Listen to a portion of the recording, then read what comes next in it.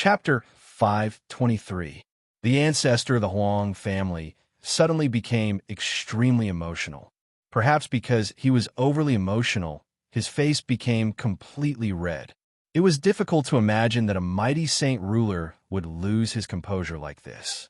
Jianshan, if you can really get this senior to come help our Huang family, then we'll do our best to satisfy you no matter what you ask of us. The ancestor of the Huang family grabbed Jianshan's shoulder tightly and said passionately, "Senior, don't worry. This time, I'll do whatever it takes to get this expert here. When the time comes, I hope you can annul the engagement with Huang Wan," Jianshan said seriously. No problem, no problem. As long as this senior is willing to help our Huang family. Even if we annul the engagement with the Huanggu clan, the Huanggu clan won't even dare to fart. The ancestor of the Huang family agreed readily. At that moment, he did not hesitate at all. He did not even consider whether he would offend the Huanggu clan because of this. However, the ancestor of the Huang family seemed to think of something soon. He said rather unnaturally, "However, Jianshan, you have to let me see this senior first. I'll only do this if this senior agrees to it in front of me." "All right, I'll go and get this senior right now." After leaving the mountain where the ancestor cultivated, Jianshan returned to the manor of the Huang family. He arrived before Huang Wan's pavilion and directly went up to the second floor. The fragrance of orchids still lingered in the room. Just a whiff was enough to intoxicate people. However, Jianshan did not know that this was the fragrance of orchids, or what it meant. Huang Wan seemed to know that it was Jianshan when she heard the footsteps behind her.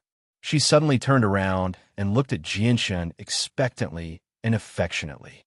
2 streaks of dried tears remained on her face, making her seem quite pitiful. "You're back. Have you thought of something?" Huang Wan asked eagerly.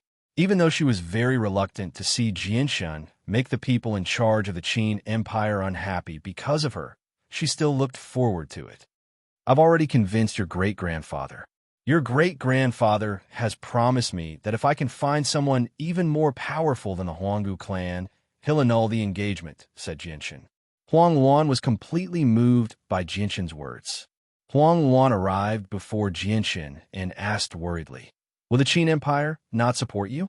If the Qin Empire gets involved, you'll offend several saint rulers and even the Huanggu clan." Jianshan chuckled. "I'm not that stupid. Don't worry, I won't let the Qin Empire get involved because I don't want to cause too much trouble for the Qin Empire. However, I'm not completely confident that I'll be able to get that senior to come out. Anyway, I'll do my best. I've actually come this time to bid farewell to you. In order to free you as soon as possible, I need to return immediately. Then you have to take care of yourself." Huang Wan's heart constantly trembled. She had truly been moved by Jianshan at that moment. Jianshan nodded. Without saying anything else, he turned around and left. Afterwards, Jianshan found Xiaoyan's group of 5 who were chatting with the upper echelons of the Huang family. He directly pulled them out of the table and bid farewell to the patriarch of the Huang family before leaving in a hurry. Qin Xiaofan looked at Jianshan meaningfully as he smelled the orchid fragrance on Jianshan. He snickered, "Imperial Protector, why do you smell so good? Did you do something bad in the Huang family, which is why you left in such a hurry?" Jianshan had a lot on his mind, so he was in no mood to joke around with them. He said nonchalantly, "I had something urgent to attend to, so I left in a hurry." Xiaoyan's group of 5 lost their mood to joke when they saw how serious Jianshan was. They all became stern. Xiaoyan asked, "Imperial Protector, what's made you so anxious? It's not a big deal, but it's not a small one either. In short, it's important and is a personal matter," Jianshan explained vaguely. Xiaoyan's group of 5 could tell that Jianshan didn't want to tell them anything, so they didn't continue to ask and focused on their journey. The 6 of them stared at the fierce wind as they flew thousands of meters high in the sky. Below their feet was a vast expanse of white clouds that connected the sky and the earth. They couldn't see the end of it and could only see the fiery red setting sun on the horizon that was about to set. 2 days later, they finally returned to the kingdom of Jessen. Jianshan found a random river to wash his body and get rid of the lingering fragrance on his body. He then changed into a clean set of white robes and returned to Chanyang Prefecture. Greetings, fourth young master. There was practically no one in Chanyang Prefecture who didn't know Jianshan. All the guards and servants who saw Jianshan all bowed respectfully to Jianshan. After returning to Chanyang Prefecture, Jianshan didn't go to see his parents. Instead, he went straight to where Ming Dong was resting. Xiaoyan's group of 5 had completed their mission, so they didn't continue to follow Jianshan. They all dispersed. Jianshan, when did you come back? Jianshan's sudden visit surprised Ming Dong. He was overjoyed, but when he saw Jianshan's heavy expression, his expression changed slightly. He said, Jianshan, that Huang family didn't make things difficult for you, did they? In Ming Dong's heart, Jianshan was a friend who had gone through life and death with him. He was the closest and most trustworthy friend he had ever had in his life. He would never allow Jianshan to be wronged in the slightest. Jianshan gently shook his head. He walked straight to the table and sat down. He personally poured a cup of tea and drank it. He said solemnly, Jianshan, there's something I need your help with. Ming Dong walked over to Jianshan and sat down. He frowned slightly and said with some dissatisfaction, Jianshan, do you still treat me as a brother? How dare you speak to me in such a tone? If there's anything you need, just say it. Don't be so wishy-washy like a stranger. As long as it's something you need, whether it's climbing a mountain of blades or diving into a sea of flames, I, Jianshan, will not shirk away. Jianshan smiled apologetically. He didn't waste any words and directly stated his intentions. Ming Dong, I hope that your Uncle Tian will step in and help me settle a matter. Ming Dong seemed to sense the severity of the matter when he heard that Jianshan actually wanted his Uncle Tian to step in. His expression could not help but become solemn. Next, Jianshan told Ming Dong about the Huang family and Huang Wan in detail. He did not hide anything. Jianshan's solemn expression immediately relaxed after hearing that. He stared meaningfully at Jianshan and chuckled evilly. I was wondering what it was. So it was like this. Jianshan, you making such a big fuss over a girl you've met a few times in the past. Don't tell me you've taken a fancy to her. Jianshan dryly smiled. It's not as complicated as you make it sound. We spent some time with Huang Luan in Mercenary City, no matter what. I don't want to see her marry someone she doesn't like. Hee, Jianshan, there's no need to be embarrassed. Polygamy is very common on the Tian Yuan continent. For example, your father has 4 wives, right? With your abilities and appearance, if you don't find a few more women, you'll be letting down your face. That even makes me jealous, Ming Dong teased. Jianshan changed the topic. Ming Dong, can you get your Uncle Tian to step in? I really can't think of anyone else other than your Uncle Tian. There were indeed quite a few saint rulers among the people Jianshan had interacted with. Aside from the 4 other imperial protector of the Qin Empire, only Longevity Valley's Uncle Xiao and Ming Dong's Uncle Tian had some connections. The 4 imperial protector of the Qin Empire represented the Qin Empire, so they could not interfere at all. They could be directly excluded. Jianshan knew that Uncle Xiao was a saint ruler at the very least, but Uncle Xiao had already lived in seclusion for many years. Jianshan did not want to disturb Uncle Xiao's peaceful life and make trouble for him, so he did not consider Uncle Xiao. At the same time, Uncle Xiao's exact strength was unknown. Jianshan had no idea whether Uncle Xiao could deal with the situation or not. In the end, there was only Ming Dong's Uncle Tian left. Jianshan had been extremely shocked when he first saw Ming Dong's Uncle Tian. He had a Heaven Saint Master as a servant and occupied a floating divine hall all by himself. He was also the master of the divine hall. Even the saint rulers of the sect of Dragon and Tiger and the imperial family did not possess such extravagance. Most importantly, Ming Dong's Uncle Tian had become a saint ruler 5,000 years ago. Just how terrifying had his strength reached 5,000 years later? However, one thing was certain. Ming Dong's Uncle Tian's talent was extraordinary. He definitely would not have remained stagnant for 5,000 years. Moreover, Ming Dong's Uncle Tian seemed to be a member of Mercenary City. Although being a mercenary was a free occupation, Jianshan understood something after seeing Mercenary City. Although being a mercenary was an extremely free occupation on the Tian-Yuan continent, Mercenary City was a rather large organization. All the elders there were saint rulers, and there were quite a few of them. At the same time, they maintained a friendly relationship with saint rulers like the Heavenly Enchantress and the other idol saint rulers. Jinshan understood from all of this that Mercenary City was an extremely large organization. After all, it was personally founded by Mo Tanyan, who had once been the greatest expert on the continent. Jinshan, I've said it before, as long as it's related to you, I'm willing to climb a mountain of blades or plunge into a sea of flames. As he said that, Ming Dong took out a jade pendant from his chest and said, "This was given to me by my Uncle Tian. He told me that if I ran into any problems that I couldn't solve, all I had to do was channel my saint force into this pendant, and I would inform my Uncle Tian." Ming Dong grabbed the jade pendant tightly as saint force constantly flowed into it. After absorbing the saint force, the ordinary-looking jade began to shine with a faint light. "Ming Dong, where's your Uncle Tian right now?" Jinshan asked curiously. "He should be in Mercenary City. Ever since you entered the sacred land, I came with my Uncle Tian. Afterwards, my Uncle Tian took my parents to Mercenary City, but I didn't go back with them. Instead, I stayed in the Kingdom of Jessen and completed the mission you gave me. I've been here ever since," said Ming Dong. Jinshan pointed at the jade pendant in Ming Dong's hand and said, "Mercenary City is extremely far away from here. Will this really work?" Ming Dong smiled complacently. "Don't worry, Jinshan. You don't know about my Uncle Tian's departure, but I believe he won't lie to me."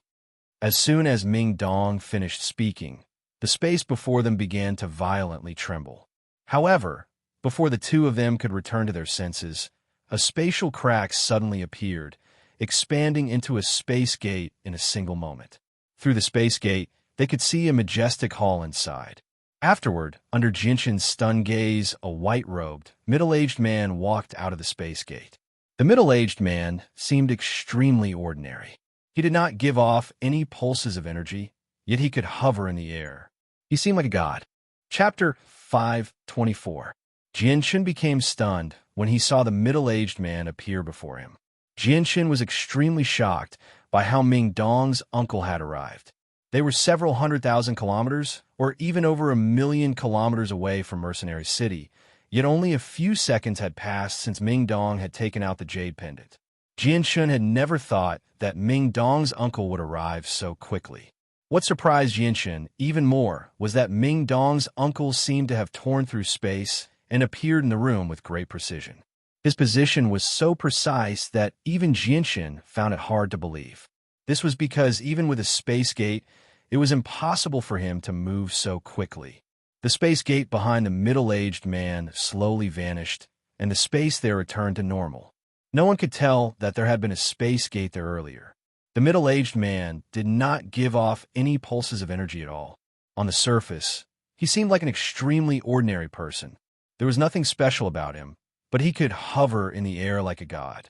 "Uncle Tian, I never thought you'd come so quickly. The jade pendant you gave me sure is useful." Ming Dong looked at the middle-aged man in excitement. His voice was filled with uncontainable excitement. Uncle Tian held an extremely important position in Ming Dong's heart, just like his parents. He was the most important person because his current accomplishments were all thanks to Uncle Tian.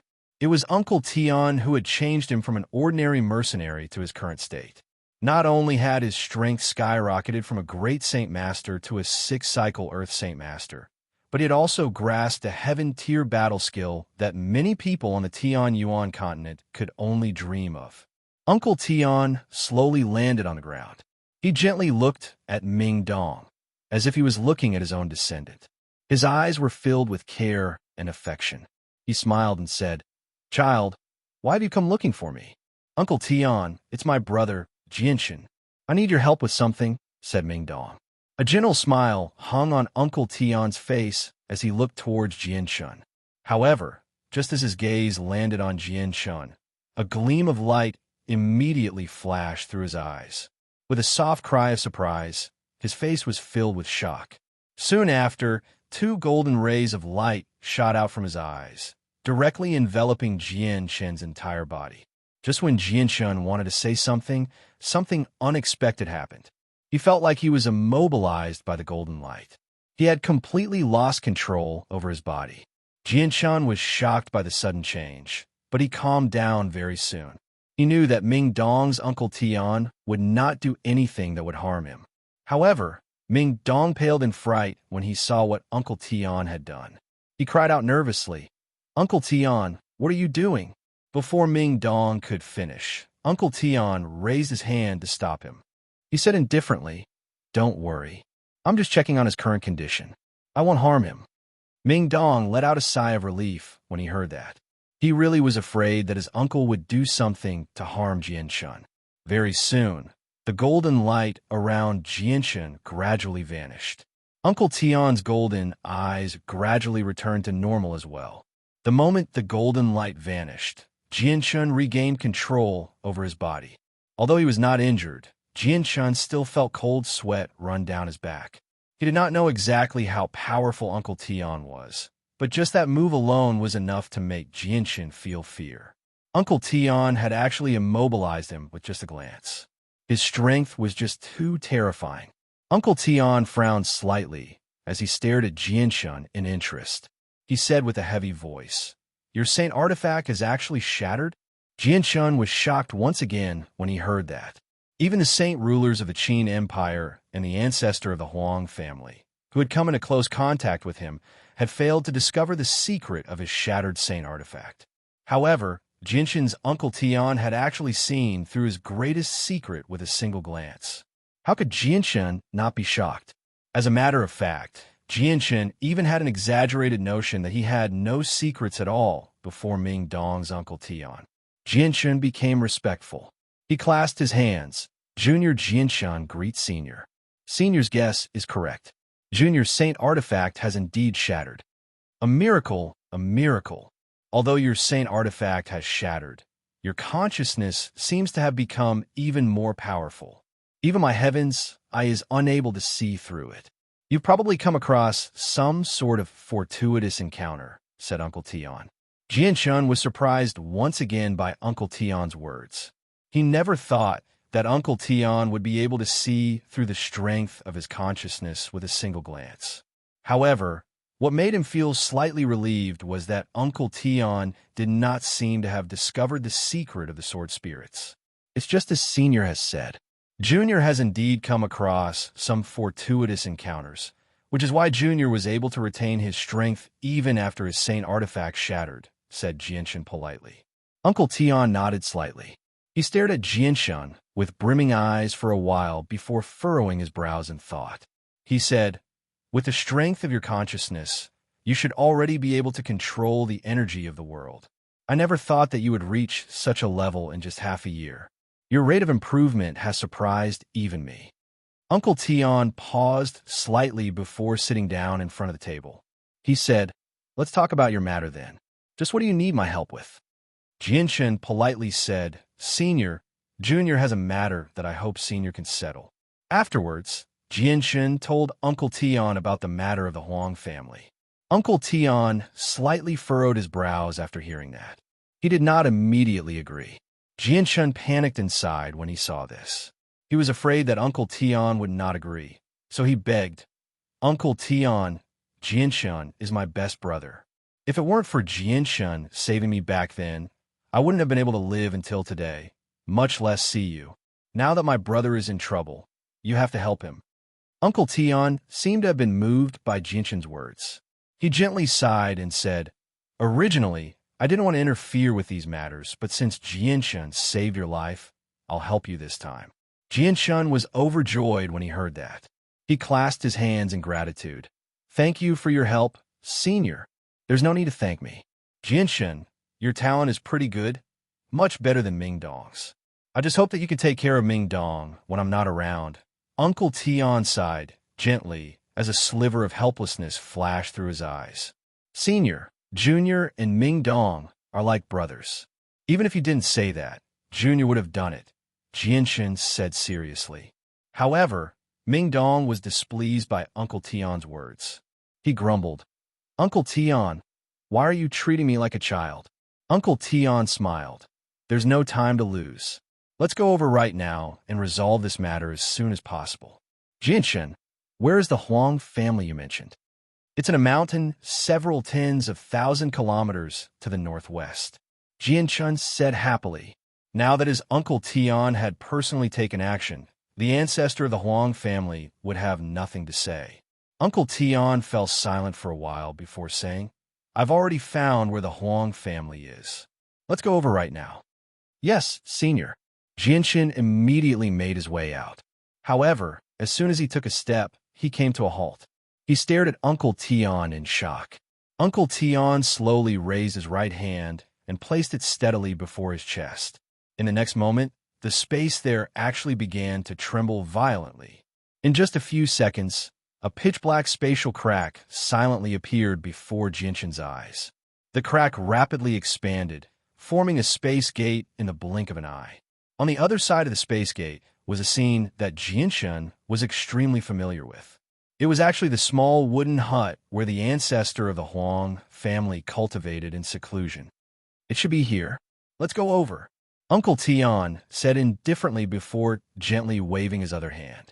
Jinshan only felt like he was enveloped by an irresistible energy. He could not help but shoot into the space gate with lightning-like speed. Mingdong also left with him. After the three of them left, the space gate in the hut slowly faded away. The space returned to its normal state. The only difference was that the three of them had disappeared, and the Heaven Saint Masters of Chanyang Prefecture had not sensed anything at all. The ancestor of the Huang family was not cultivating as usual on the sword-shaped peak in the back mountains of the Huang family. Instead, he sat cross-legged on a piece of jade as he pondered with a frown. A sliver of hope and urgency would appear on his face from time to time. Ever since Jinshan had left, he found it very difficult to calm down and cultivate.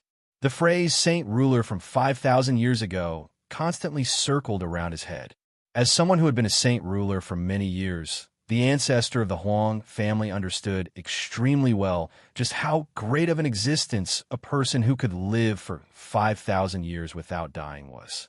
Even in ancient clans that had disappeared before the eyes of ordinary people, people like that were as rare as phoenix feathers and Qilin horns. This was because on the Tianyuan continent, whether it was Heaven's Saint Masters, Saint Rulers, or existences above Saint Ruler, none of them could escape the end of time.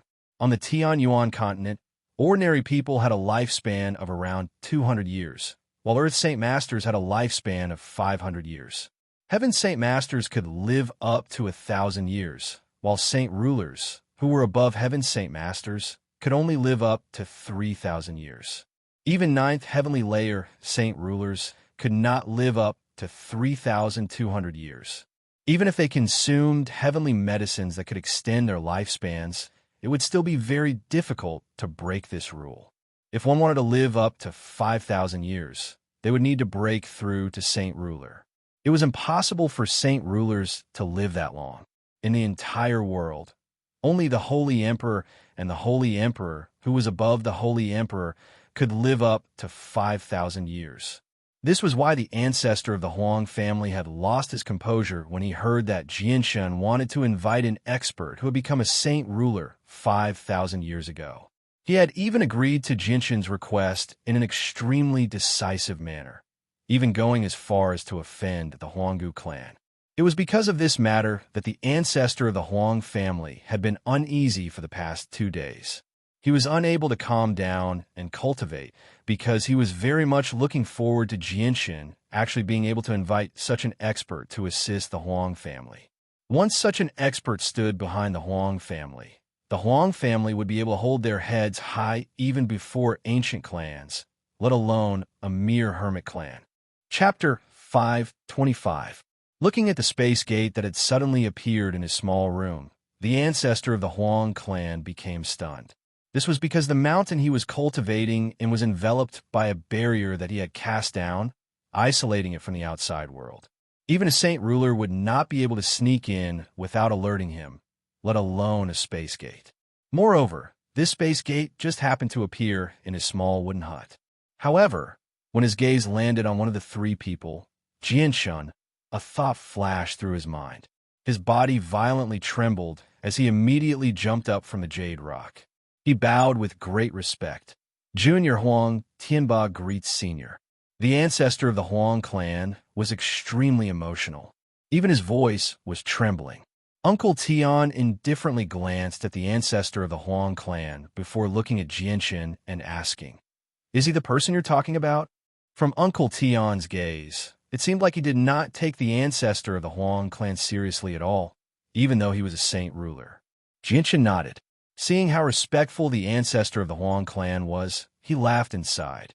However, his expression did not change as he said, "Senior, I've already done as you requested. I've already invited the expert over as you wished. Are you satisfied now?" The ancestor of the Huang clan's expression changed when he heard that. His high and mighty demeanor immediately turned into one of humility, as if he was afraid that he would vent his anger on this senior expert. After all, it was already extremely disrespectful for such a senior expert to personally come over to see a nobody like him. Little brother Jianshan must be joking. That was only a joke of this junior. I never thought that little brother Jianshan would actually take it seriously, making Senior come all the way here. If I've offended you in any way, please forgive me, Senior. The ancestor of the Huang clan panicked. Even the ancient clans would not dare to offend a monster that could live for 5,000 years, let alone the Huang clan that was far inferior to the ancient clans. Seeing the Huang family's old ancestors' groveling appearance, Uncle Tian was unmoved. His tone was indifferent as he said, "It's fine. I'm here this time to fulfill Jianshan's request and help him solve some problems. I believe that you are the key to solving this problem." Upon hearing these words, the old ancestor of the Huang family was shocked by Jianshan's power. At this moment, Jianshan's position in his heart skyrocketed. He was now someone that he could not afford to offend no matter what. He had to try his best to rope him in. Towards the words of Uncle Tian, the old master of the Huang family did not dare to not reply. With a respectful expression, he replied, "Senior, you're being too serious with your words. This is just a small matter. There's no need for you to interfere in it. This junior here can settle it. If that's the case, then that's for the best. Although I don't like to meddle in other people's business, since I've already made a promise to Jianshan, then I'll definitely do it. I've already heard about your Huang family's worries. Take this piece of jade. When your Huang family needs my help, just crush it. I'll rush over within 3 breaths." A thumb-sized piece of white jade appeared in Uncle Tian's hand as it slowly floated before the old ancestor of the Huang family. The old ancestor of the Huang family was so excited that he could not control himself. He used both hands to receive the thumb-sized piece of white jade and said, "Thank you for your gift, Senior." To be able to obtain the help of a holy emperor was too significant for the Huang family. Although there was only one chance, it was enough for the Huang family to establish their prestige.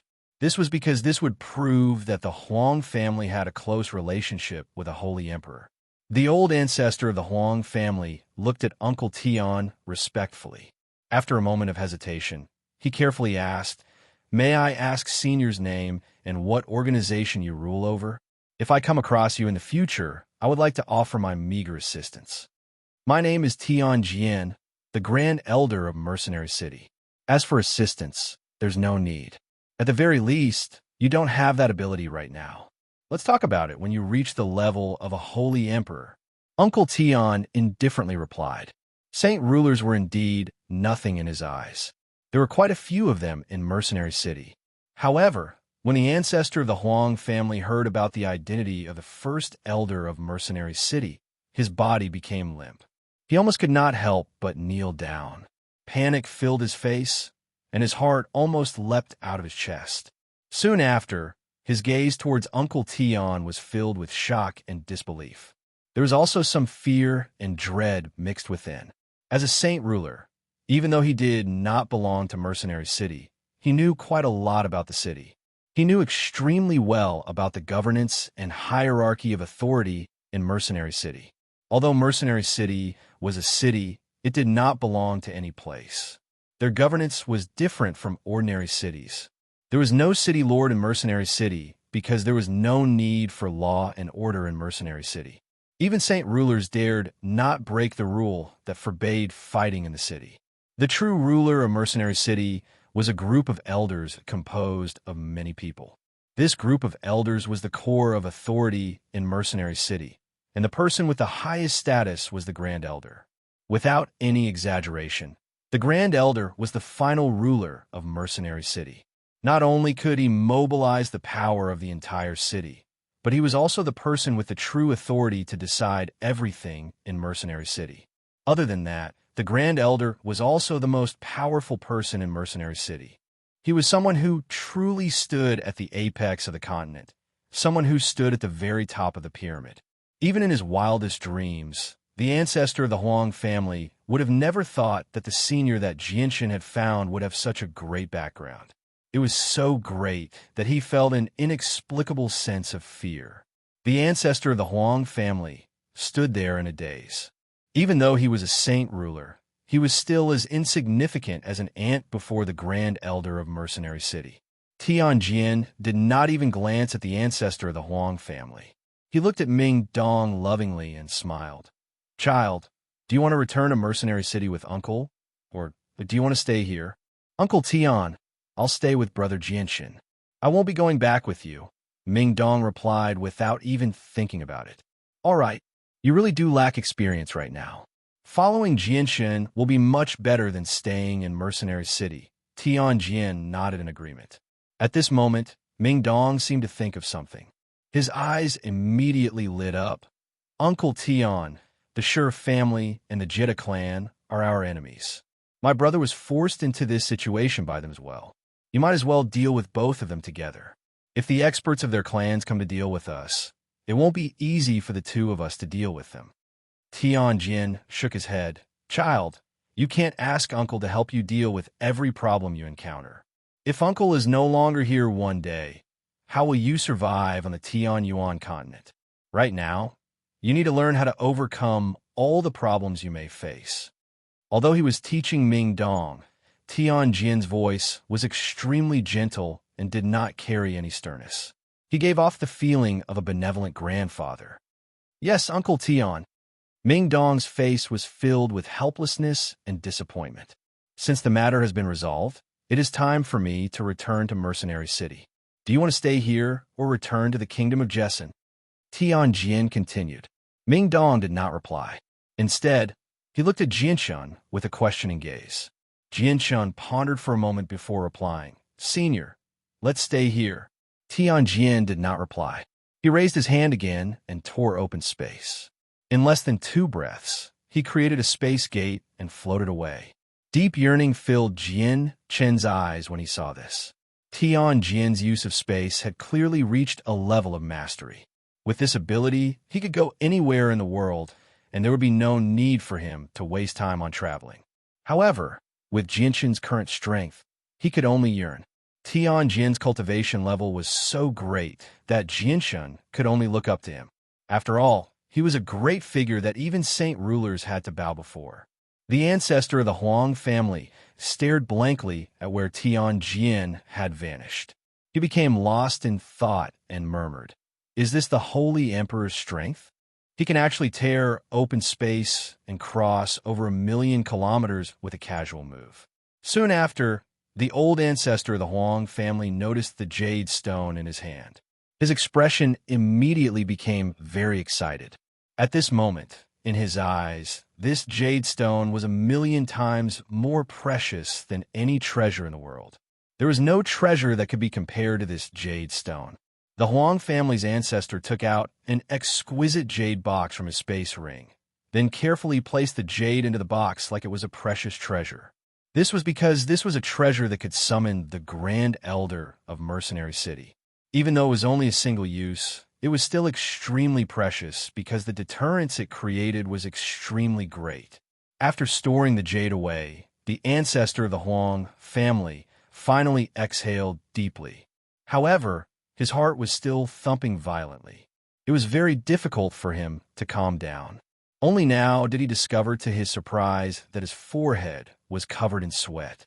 The ancestor of the Huang family wiped away the sweat on his forehead. He stared at Jianshan and Ming Dong with extremely mixed feelings. Even though Ming Dong was only an Earth Saint Master, the ancestor of the Huang family had already treated him as a little ancestor. This was because he had heard Ming Dong call him Uncle Tian very clearly. Jianshan chuckled when he saw how shaken the ancestor of the Huang family was. He said, "Senior, you can announce the annulment of the marriage between Miss Luan and the Huanggu clan now, right?" Chapter 5:26. Huang Luan's matter had finally been resolved. Jianshan smiled as well, but he knew that it was all thanks to Jianshan. If it were not for Ming Dong's relationship with Uncle Tian, Jianshan probably would not have been able to ask Uncle Tian to help him. However, Jianshan was extremely surprised by Uncle Tian's identity. He was the Grand Elder of Mercenary City. Although he did not know just how great of status this was in Mercenary City, he could vaguely guess it from the Grand Elder's identity. Jianshan and Ming Dong did not stay there for too long. They left the mountain and left with the Huang family's patriarch. After what had happened earlier, the Huang family's ancestor treated Jianshan and Ming Dong completely differently. He actually personally flew with the two of them, completely forsaking his status as a saint ruler. They chatted and laughed as they made their way to the Huang family's villa. The three of them stopped before the discussion hall in the center of the villa. At the same time, many Heaven Saint Masters hurried over from all directions. They all gathered before the discussion hall, and all of them knelt down on one knee. They called out, "We greet the ancestor." Along the way, the Huang family's ancestor had informed them through a communication technique. "Rise and come with me. Old man has something to announce." With that, the Huang family's ancestor directly made his way into the discussion hall with a swing of his sleeve. The Heaven Saint Masters of the Huang family looked at each other before shifting their gazes to Jianshan. Their hearts skipped a beat as they thought of something. As a hermit clan that had existed for several thousand years, the Huang family had quite a few Heaven Saint Masters. Just the ones that Jianshan had seen so far numbered 13. However, all 13 of them held positions in the Huang family. Those who did not care about the affairs of the clan and only focused on cultivation were not present, including the two previous patriarchs that Jianshan had seen for the first time. Very soon, everyone gathered in the discussion hall. The 13 Heaven Saint Masters sat on the two sides of the hall quietly as they respectfully looked at the Huang family's ancestor. Jianshan and Ming Dong sat at the very front under the ancestor's indication.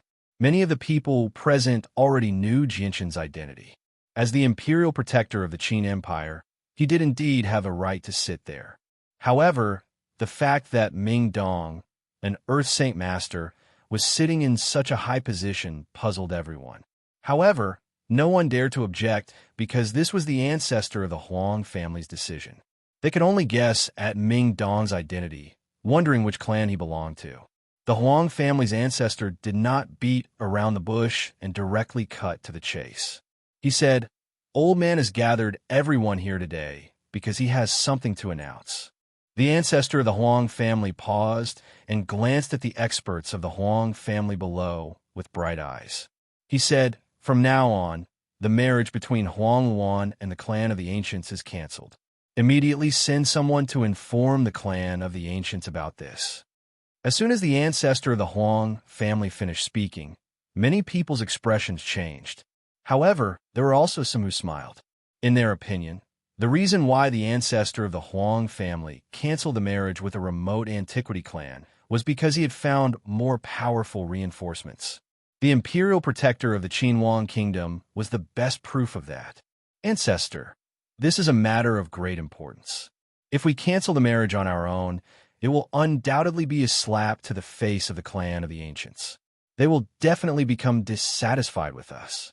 If the situation worsens, our friendship with the clan of the Ancients will be destroyed," an old man said sternly. "Elder Ping is right. Ancestor, we can't cancel the marriage. We have been friends with the clan of the Ancients for hundreds of years. At the same time, the clan of the Ancients values Huang Luan very much. If we do this, it will definitely destroy our friendship. Ancestor, please reconsider," another old man said. He was very against the idea of canceling the marriage. The Huang family's ancestors' eyes suddenly became sharp. He stared at the two old men and said, "Ping Xiao, Huang Yingran, old man knows that you have a good relationship with the clan of the ancients. However, the old man has already made up his mind. He can't change it. You two don't need to say more." The ancestor of the Huang family was so resolute that there was no room for negotiation. Everyone could tell that the ancestor of the Huang family was determined to cancel the marriage by force. At this moment, there was no point in arguing. Even those who had a good relationship with the clan of the ancients could only shut their mouths helplessly. "It's settled then. Send someone to inform the clan of the ancients right away and bring generous gifts as compensation," the ancestor of the Huang family said. "Yes, ancestor," everyone replied in unison. The ancestor of the Huang family announced again. "In addition, the old man has something else to announce. Jianshun and Mingdong will be the most esteemed guests of my Huang family from today onwards. Everyone must treat them with respect. If you neglect them, you will be severely punished by the old man." The ancestor of the Huang family became extremely stern towards the end. The two of them had the grand elder of Mercenary City behind them. They could not afford to offend him. The ancestor of the Huang family had already made up his mind. He would do everything he could to rope in the two of them. Everyone below trembled violently. They all stared at Ming Dong in shock. None of them had thought that the ancestor of the Huang family would place so much importance on Ming Dong. Jinshin's identity as the imperial protector of the Qin Empire was understandable, so he should have received such treatment. However, everyone was curious about Ming Dong's identity. The ancestor of the Huang family did not introduce Ming Dong in too much detail because his understanding of Ming Dong was extremely shallow. He only knew Ming Dong's name from how Jinshin had addressed him. However, after the disturbance caused by the ancestor of the Huang family, Ming Dong had gained a very high status despite being an outsider. All the Heaven Saint Masters had to treat Ming Dong politely. This was unprecedented in the history of the Huang family. After the meeting, the ancestor of the Huang family did not return to the back mountains to cultivate. Instead, he held a banquet and personally received Jinshin and Ming Dong. The actions of the ancestor of the Huang family stunned all the Heaven Saint Masters of the Huang family. A mighty saint ruler personally receiving an Earth Saint Master was definitely unheard of on the Tianyuan continent. However, this also made the experts of the Huang family even more curious about Ming Dong's identity. However, due to the ancestor of the Huang family, they could not directly ask about it, so they could only make wild guesses. Jinshin did not participate in the banquet. After bidding farewell to the ancestor of the Huang family, he directly made his way to Huang Luan's small residence. He wanted to tell her the good news. Jinshin entered the residence without any obstructions. He then made his way to the second floor. This time, Jinshin did not smell the pleasant fragrance. The fragrance from 2 days ago had completely vanished. Jinshin casually glanced around and discovered Huang Luan's figure. She still wore a black dress. Just like 2 days ago, she stood by the window and stared blankly at the scenery outside. She did not seem to be on guard at all. She did not even sense Jinshin's arrival. Jinshin sighed inside when he saw that Huang Luan had actually failed to sense his arrival. He could imagine just how much damage the marriage between the Huang family and the primordial clan had done to Huang Luan, to the point where she had become so dejected. Fortunately, the matter had been completely resolved. "Miss Huang Luan," Jinshin called out. The sudden voice seemed to startle Huang Luan, causing her to tremble violently. She immediately turned around and looked at Jinshin nervously. She knew extremely well that whether she could pursue her own happiness in the future would all depend on Jinshin. Jinshin could not help but smile when he saw how nervous Huang Luan was. He said, "Miss Huang Luan, I'm very happy to tell you that I've already resolved the matter for you.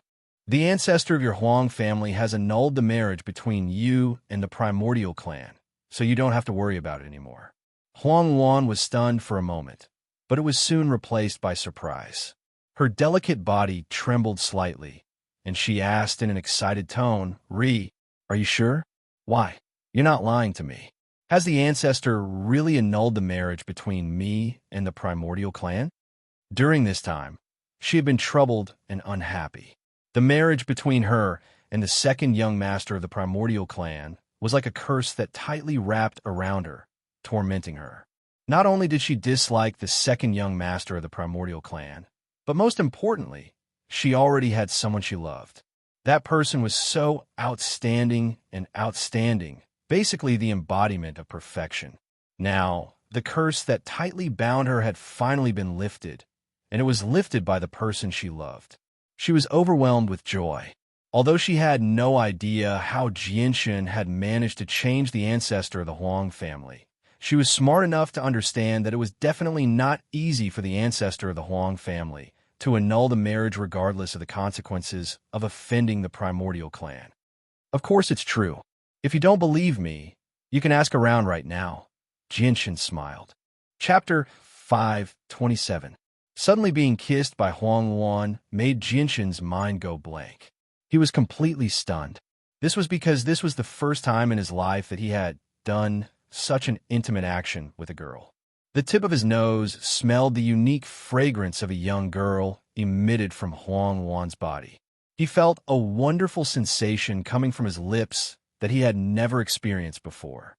Jianshan's thoughts became chaotic. At this moment, Jianshan was completely confused and did not know what to do. Perhaps Huang Wan's feelings for Jianshan had been suppressed for too long. At this moment, they erupted like a volcanic eruption. They were incomparably fierce and unstoppable. She was very active and very intense. It was as if she wanted to use this kiss to completely reveal the feelings that she had suppressed in her heart. Although this was the first time Jianshan had experienced such a thing, at the beginning, he was caught off guard and was at a loss. However, he soon regained his senses and felt the little tongue that was moving around in his mouth. Jianshan's heart also fiercely beat. Even his calm and long breathing became a lot heavier. Although Jianshan had never thought of talking about personal matters, he was after all a normal man. Moreover, Huang Wan was so beautiful that her appearance could cause the downfall of a country. Even in the world, she was considered a peerless beauty. Facing such a beauty who took the initiative to kiss him, even Jianshan found it difficult to maintain his calm. The desire that had always been hidden in the depths of Jianshan's body was finally ignited, causing Jianshan to involuntarily close his eyes. Jianshan suddenly stretched out his arms and tightly hugged Huang Wan's soft and seemingly boneless breasts. Huang Wan's delicate body was tightly pressed against his own. Through the thin outer layer of clothing that Huang Wan wore, Jianshan seemed to be able to feel Huang Wan's burning hot body, causing his heart to surge. Their lips were already tightly pressed together. Jianshan's primitive desire was also ignited by Huang Wan's initiative, and he responded fiercely. At this moment, the two of them seemed to have thrown away everything and enjoyed this moment to their heart's content. After a long while, their lips finally parted. Huang Wan's arms were still tightly hugging Jianshan, refusing to let go. She raised her head slightly and stared lovingly at Jianshan's handsome face.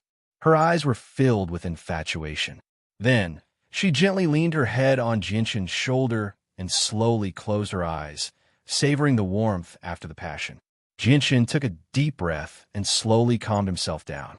He loosened his arms around Huang Wan and lowered his head to look at the beauty lying on his shoulder, who seemed to be sleeping soundly. His expression was complicated. After a moment of silence, Jianshan looked up at the sky and let out a long sigh. He softly said, "Wan, don't you regret doing this? Am I really worthy of your love?" Huang Wan slowly opened her eyes and stared lovingly at Jianshan. She gently shook her head and said, "I don't regret it. I will never regret it in my life." "Jianshan, tell me, do you really have me in your heart?" Huang Wan's eyes were filled with hope. Jianshan sighed softly and stared at Huang Wan with a complicated expression. After a moment of silence, he opened his mouth and said, "Wan, I can't answer you right now because I have never thought of talking about love. The burden on my shoulders is very heavy and the pressure I face is also very great. Right now, I only want to do my best to improve my strength." Huang Wan gently shook her head and said, "Jianshan, it doesn't matter. Wan is willing to wait for you. Until the end of time, until the end of time, until eternity, forever. Jinshin's body trembled. At this moment, his heart actually began to tremble violently. He never thought that Huang Wan's feelings for him had reached such a deep level. Jinshin didn't say anything. He gently hugged Huang Wan's back and carefully smelled the fragrance emitted from her body. Today was the first time he kissed a girl, and at the same time, it was also the first time he hugged a girl's delicate body. This memory was very deep for Jinshin. That wonderful feeling had long been deeply implanted in Jinshin's soul and branded in the depths of his mind. He would never forget it. Since that was the case, then he would let this feeling last a little longer. The two of them hugged each other in the room and savored this warm moment. Time seemed to have stopped at this moment. The two of them fell into an intoxicated state and forgot the passage of time. After an unknown period of time, suddenly, a series of footsteps came from downstairs. Then a middle-aged man's voice sounded. "Warner, are you there? Father has a good news to tell you." Hearing this voice, the two people who were hugging each other were like frightened rabbits. They hurriedly separated from each other and quickly tidied up their clothes. Their expressions quickly returned to normal, pretending as if nothing had happened. The Huang family head, Huang Qinglan, wearing a simple white robe, walked up from downstairs and appeared in front of Jinshin and Huang Wan. He smiled and said, "Warner, Father has a great news to tell you. After hearing this news, you will definitely." Just as he said this, the Huang family head also noticed Jinshin, who had arrived before him. His expression suddenly froze, and the words in his mouth abruptly stopped. Family head. Jinshin acted as if nothing had happened and cupped his hands to greet the Huang family head with a smile on his face. The Huang family head only stared blankly for a moment before regaining his senses. His face was full of smiles, and he also cupped his hands and said, "I didn't expect the Imperial Protector to also be here." This time, Wan Er's matter was all thanks to the Imperial Protector's help. Wan was able to be free. Family head, you don't have to be so polite. Miss Huang Wan is this one's friend. She encountered difficulties, so this one should help her. Jinshin said. The Huang family head smiled slightly, and his gaze swept over Jinshin and Huang Wan. Although Jinshin and Huang Wan both pretended as if nothing had happened, with the Huang family head's experience, he still felt something strange. However, this made the Huang family head even happier. Then, the gaze he looked at Jinshin completely changed. It was the gaze of a father-in-law looking at his future son-in-law. The Imperial Protector must have told Wan about the matter. Since that's the case, then I won't say anything more. After saying that, the Huang family head looked at Huang Wan and smiled. Wan the Imperial Protector spent a lot of effort for this matter. Even our old ancestor personally took action. You must properly thank him. Daughter understands, Huang Wan said in a low voice. Her voice was as soft as a mosquito's. You two take your time to chat. I still have something to deal with, so I'll take my leave first. Huang Qinglan didn't continue to stay and disturb the two and quickly left. After Huang Qinglan left, only Jinshin and Huang Wan were left in the room. For a moment, the two didn't speak and the atmosphere was somewhat strange. After a moment of silence, Huang Wan opened her mouth and said, Jinshin, you dragged the Qin Empire into this matter. Will the Qin Empire really support you? Don't worry, this matter has nothing to do with the Qin Empire. I invited an extremely powerful senior over. This senior's deterrence is much greater than the Qin Empire's, so your old ancestor directly agreed. Jinshin said. Huang Wan's heart was moved once again. She knew that some extremely powerful seniors weren't that easy to invite. If one wanted to invite them, unless both sides had an extraordinary relationship, they would have to pay a heavy price. Jinshin stayed in Huang Wan's room for a while before leaving the small room by himself. Under the Huang family's urging, he stayed for a day. The next morning, the two of them bid farewell to Huang Wan and the Huang family's old ancestor. They planned on returning to the kingdom of Jessen. Little friend Jinshin, old man knows that you have some history with the sect of Dragon and Tiger. Take these 2 pieces of the mother-child twin jades with you. If the saint ruler of the sect of Dragon and Tiger tries to do anything to you, just crush them. Old Man will come to your aid as quickly as possible. The Huang family's old ancestor took out 2 thumb-sized jades and handed them to Jianshan and Mingdong. After learning that the 2 of them had a close relationship with the Grand Elder of Mercenary City, the Huang family's old ancestor spared no effort in trying to rope them in and curry favor with them. This was because the Huang family might be able to establish ties with the Grand Elder of Mercenary City through this method. This was a treatment that even ancient clans yearned for. Thank you, Senior. I will remember Senior's kindness in my heart. Jianshan received the jades with great joy. The matter of the sect of Dragon and Tiger's Saint Ruler had been bothering Jianshan for the past few days. Now that the Huang family's old ancestor was willing to help him block the Saint Ruler of the sect of Dragon and Tiger, this solved the biggest problem in his heart. Little friend Jianshan, there's no need to be so polite. If you need our Huang family's help in the future, just say the word. Our Huang family will definitely do our best. The Huang family's old ancestor laughed heartily. P.S. Welcome to my Weibo and PGV_ref equals. Chapter 528. Jianshan and Mingdong left the Huang family. Since Mingdong was not yet a Heaven Saint Master, he was unable to fly, so he was carried back by Jianshan. Looking at the ground below him, Mingdong's eyes were filled with yearning. He sighed, Jianshan, being a Heaven Saint Master is so good. Being able to fly freely in the sky is not only fast, but it's also very easy to travel. I really hope I can become a Heaven Saint Master sooner. Hearing this, Jianshan chuckled. Why are you in such a hurry? There aren't many people at your age who can reach the 6th cycle of Earth Saint Master. With your current strength, who knows how many people on the Tianyuan continent are envious of you. And it's only a matter of time before you become a Heaven Saint Master. You should wait 2 years before you break through. For now, you should first build a good foundation and listen to your Uncle Tian. Of course I know that. Just seeing you fly freely in the sky gives me a sense of urgency. I want nothing more than to become a Heaven Saint Master right now. That way, I'll be able to fly with my own strength, Mingdong said. That day won't be too far away. It's already been half a year, so there's only 2.5 years left. It's not that long. It'll be over very soon, Jianshan said. Yes, that's true. I really look forward to that day. Mingdong's face was filled with eagerness. Becoming a Heaven Saint Master was the greatest dream of anyone who had yet to reach that level of cultivation. Suddenly, Mingdong seemed to think of something. He stared at Jianshan with shining eyes and said, Oh right, Jianshan, how far has your relationship with Huang Wan developed?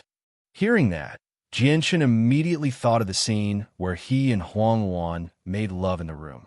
His expression became rather mixed. After a moment of silence, he gently sighed. Let's not talk about that. I don't want to talk about relationships right now, because there's still a lot of things we need to do. The burden on our shoulders is quite heavy. Is it because of the Shi family and the Jide family? Mingdong asked with a serious expression on his face. Since his Uncle Tian was not willing to deal with the Jide family, the 2 of them would have to deal with it themselves. 2 top families with Saint Kings in their ranks had indeed put a lot of pressure on the 2 of them. Jianshan nodded. Back then, the Shi family and the Jide family tried to kill me, and I even destroyed their ruler armaments. I am destined to fight to the death with them. However, without reaching the Saint Ruler realm, it is impossible to fight against them. Saint King, upon hearing this, Mingdong's eyes also revealed a look of yearning.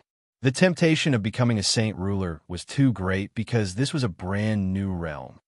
Jianshan, Uncle Tian, said that in order to become a Saint Ruler, one must comprehend the mysteries of the world. Can you try comprehending the mysteries of the world now? Mingdong asked seriously. Jianshan shook his head. The mysteries of the world are based on the yuan qi of the world.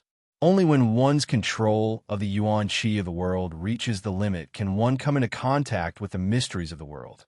Although my will is much stronger than that of a normal Heaven Saint Master, my comprehension of the yuan qi of the world is still very shallow. I'm far from being able to comprehend the mysteries of the world. When one's comprehension of the yuan qi of the world is deep enough, they will naturally come into contact with the mysteries of the world. There's no shortcut to this. Ming Dong's face was filled with disappointment. Looks like we can only take it step by step. 2 days later, Jianxin and Ming Dong returned to Chanyang Prefecture. Although Xiaoyan's group of 5 and Changyang Ba's group were curious about their sudden disappearance, none of them panicked because they were confident in Jianxin's strength. They only thought that Jianxin and Ming Dong had suddenly left because of something urgent. No one asked where Jianxin had gone in the past few days because no one had the right to. Even Jianxin's parents, Changyang Ba and Bai Yuntian, did not ask about Jianxin's matters. This was because they understood that their child had already become a great figure who could hold his own. He was in a completely different realm from them. Jianxin exchanged some pleasantries with everyone before returning to his personal residence by himself. He walked briskly to his bedroom and arrived before the large bed in the bedroom. The white tiger was sleeping soundly beside the pillow at the head of the bed. Beside him were a few thousand-year-old heavenly resources. A sliver of worry gradually appeared on Jianxin's face as he looked at the few heavenly resources left. He murmured, "I left behind such a huge pile of heavenly resources, yet there's only so much left." Sigh. The white tiger's appetite is getting bigger and bigger. With that, Jianxin once again took out a pile of heavenly resources from his space ring and placed them beside the white tiger. Then he walked out. Following that, Jianxin spent 2 peaceful days in Chanyang Prefecture. He spent most of his time accompanying his friends and Princess Yu as they strolled around Chanyang Prefecture. However, the next day, Qin Ji received a letter from the Qin Empire, asking him to return immediately. After receiving the letter, Qin Ji did not stay in Chanyang Prefecture for long. He bid farewell to Jianxin and left in a hurry with the 5 imperial advisors. However, Xiao Tian and the other 4, as well as Qin Wuming and his sons, stayed behind. One side was in charge of the 500,000 soldiers of the Eastern Sword Legion stationed outside Lore City, while the other side was in charge of Chanyang Prefecture. Jianxin, dressed in a luxurious white robe, came alone to the room where Qin Lil III and his mother lived. Because Qin Lil III and his mother were treated warmly by Changyang Ba and by Yuntian, the 2 people with the highest status in Chanyang Prefecture, the mother and son had a very high status in Chanyang Prefecture. The mother and son occupied a small, independent courtyard and had special servants to serve them. Moreover, the head of Chanyang Prefecture, Changbo, had ordered that all the expenses incurred when the mother and son went shopping would be paid by Chanyang Prefecture. In addition, special guards were sent to protect the mother and son. The treatment they received was no worse than that of the head of the household, Changyang Ba. However, Qin Lil III and his mother were very honest. They had been living in Chanyang Prefecture peacefully. Although they would occasionally go out for a stroll and see the prosperity of the big cities, they had never bought anything. When Jianxin found Qin Lil III and his mother, the mother and son were discussing something in the room. Their brows were slightly furrowed, and from time to time, they would show a thoughtful or embarrassed expression. "Auntie, Lil III, are you used to living here? If you have any needs, feel free to look for Changbo. Changbo will do his best to satisfy you," Jianxin said with a smile. Seeing Jianxin's sudden visit, Qin Lil III and his mother were shocked. They immediately stood up and respectfully said, "Greetings, 4th young master." As they spoke, the mother and son bowed. During the time they had been living in Chanyang Prefecture, Qin Lil III and his mother had a deeper understanding of Jianxin. They knew that Jianxin's position in Chanyang Prefecture had reached a level that no one could surpass. At the same time, he was also the imperial protector of the kingdom of Jessen. Such a huge difference in status made the mother and son feel a sense of panic. "Auntie, Lil III, we're all family. There's no need to be so polite." Jianxin controlled the qi of heaven and earth with his mind, causing the heaven and earth to temporarily imprison the mother and son's bodies so that the mother and son could not bow. The mother and son were Uncle Kendall's only family. How could Jianxin let them bow to him? Jianxin walked to the table calmly and sat down. He smiled and said, "Annie, Lil III, please sit down. Looking at the 2 of you just now, did you encounter any difficulties?" The mother and son hesitated for a moment. In the end, it was Lil 3 who spoke. "Fourth young master, my mother and I are very grateful for your care. It's just that my mother and I are used to the ordinary life we had before. We're not used to living here, so we want to move out." Jianshun frowned when he heard that. However, before he could say anything, the auntie said, "Fourth young master, Lil 3 is right. Perhaps we weren't born to live luxurious lives. We really aren't used to living like this. I plan to use my savings to buy a small restaurant in Lore City and continue my life as a restaurant. Please allow me to do so, fourth young master." Jianshun frowned and thought for a while. In the end, he decided to respect the mother and son's decision. He gently sighed, "All right. Since Annie and Lil 3 like to live like before, I can only support you. Auntie, there's no need for you to worry about the restaurant. I'll get Changbo to arrange it." In a place far, far away from the Jessin kingdom, in an independent space, a gigantic floating shrine was floating 100 meters in the air. "Grand Elder, we've discovered that the people of the Bloodsword sect have been moving around recently. However, they've been appearing along the coastline very frequently." An old man clasped his hands respectfully. An old man respectfully clasped his hands together. In front of him was a middle-aged man sitting in the void. He was Ming Dong's uncle Tian Jian. "The Bloodsword sect." Tian Jian frowned slightly and murmured, "The Bloodsword sect hasn't appeared on the Tian Yuan continent for 1,000 years. They've suddenly appeared this time, and they've even appeared along the coastline. What are they trying to do?" "Great Elder, will the Bloodsword sect make some kind of big move again?" The elder in front of him guessed with a respectful expression.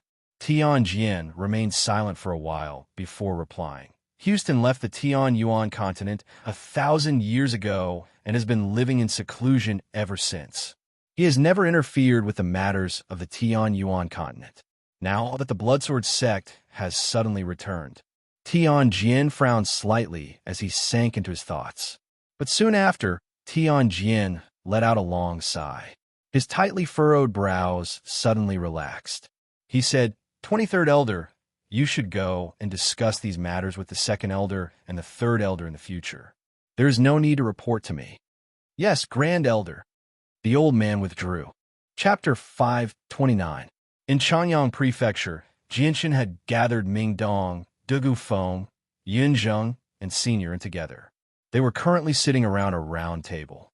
Jianshun looked around and muttered to himself for a moment. After sorting out his thoughts, he said, "Now that the matter with the kingdom of Jessin has been completely resolved, it's time for us to do our own things." Ming Dong's eyes lit up as he asked, "Jianshun, are you talking about the Blazing Flame mercenaries?" "That's right, the Blazing Flame mercenaries." Jianshun muttered to himself, "After returning to the kingdom of Jessin for so long, I've long wanted to see just how big the Blazing Flame mercenaries have become. However, I've been preoccupied with all sorts of matters and didn't have the time to take care of them. That's why it's been delayed until today. Now that the matter has been resolved, we should put our remaining energy on the Blazing Flame mercenaries." "Jianshun, where is this mercenary group that you've established? How come I've never seen it before? Also, how strong is the group?" Yun Zheng asked. "I didn't establish the Blazing Flame mercenaries. I'm only the 2nd leader. I've already left the group for more than 2 years. If they haven't changed locations, they should still be in Lore City of the Blue Wind Kingdom. As for the group's strength..." At this point, Jianshun smiled awkwardly. "You'll know when you see it." "Haha, Jianshun, I've long heard that you have a mercenary group.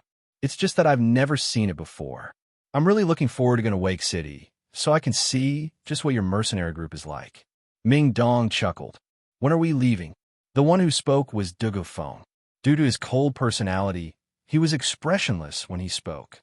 Hearing this, Jianshun muttered to himself, "Before going to Wake City, I still have a place to go. You guys can stay in Chanyang Prefecture for a while. Once I return, we'll leave immediately." Afterwards, they all dispersed. However, Jianshun asked Ming Dong to stay behind and said, "Ming Dong, come with me. I'll introduce you to a friend." "Sure, where are we going?"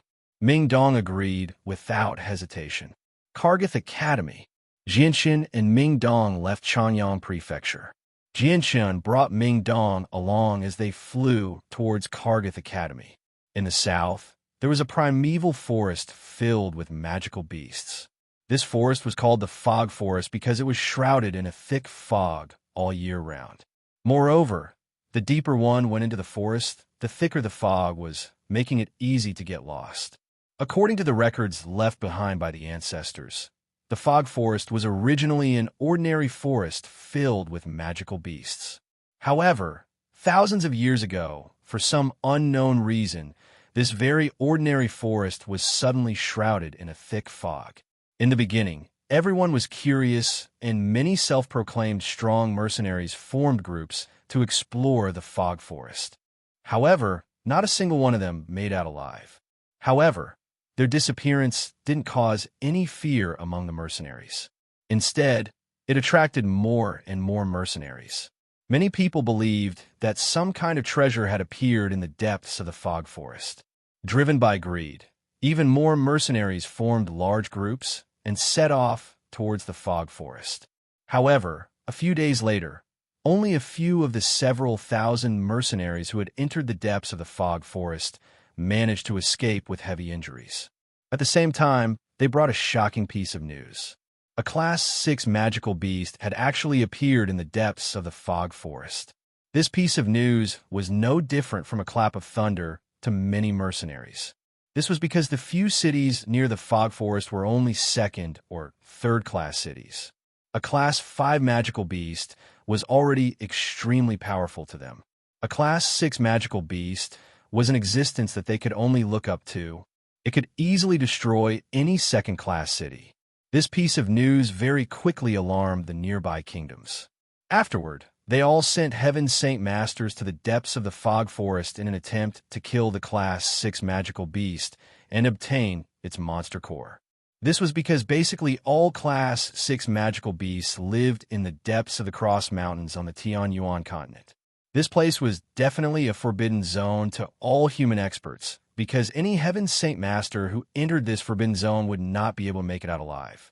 As a result, Class 6 magical beasts were extremely rare on the Tianyuan continent. Every time a Class 6 magical beast appeared, it would be hunted down by various experts.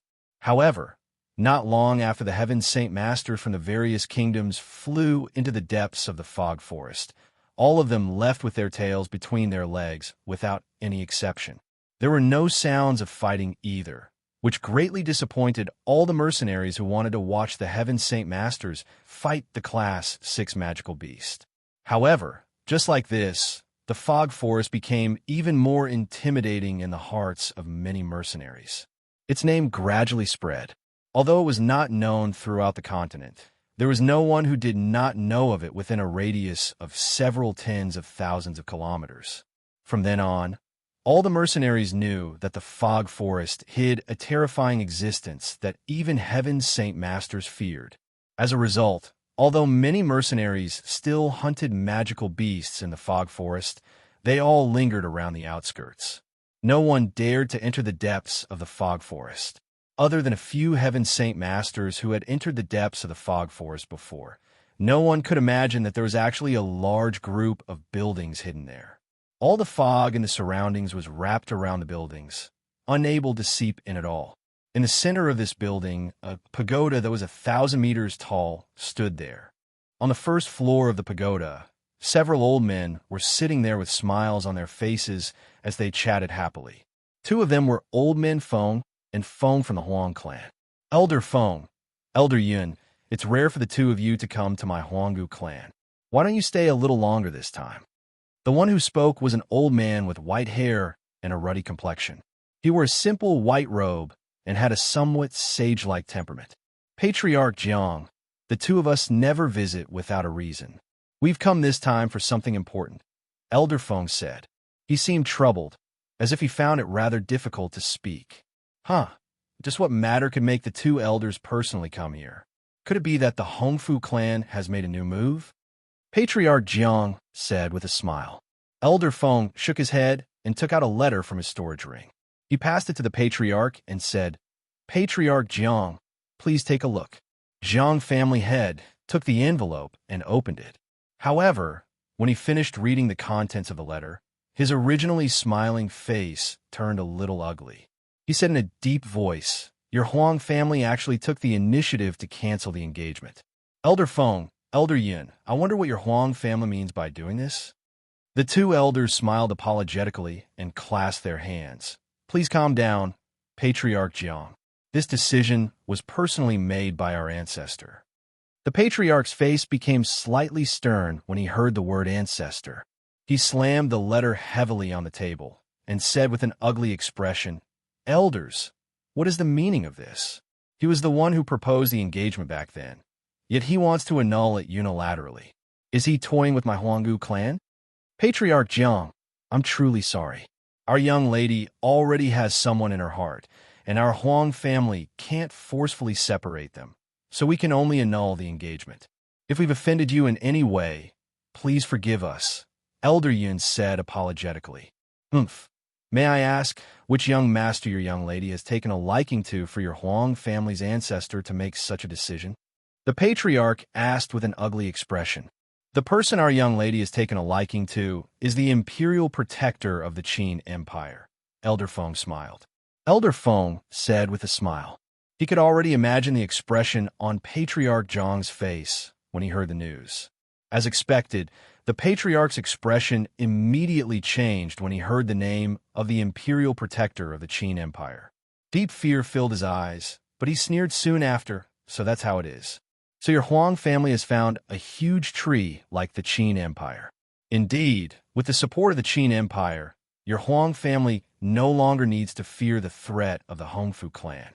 The patriarch of the Zhang family was unable to contain his anger. The young lady of the Huang family, Huang Luan, was extraordinarily talented, having reached Earth Saint Master at the age of 20. Even their Huanggu clan admired her greatly. They had once tried to pull Huang Luan into their clan, but they were all rejected by the Huang family. Finally, half a year ago, the Hongfu family made another big move, which put a lot of pressure on the Huang family. That was why they acted abnormally and took the initiative to propose a marriage alliance with a remote antiquity family.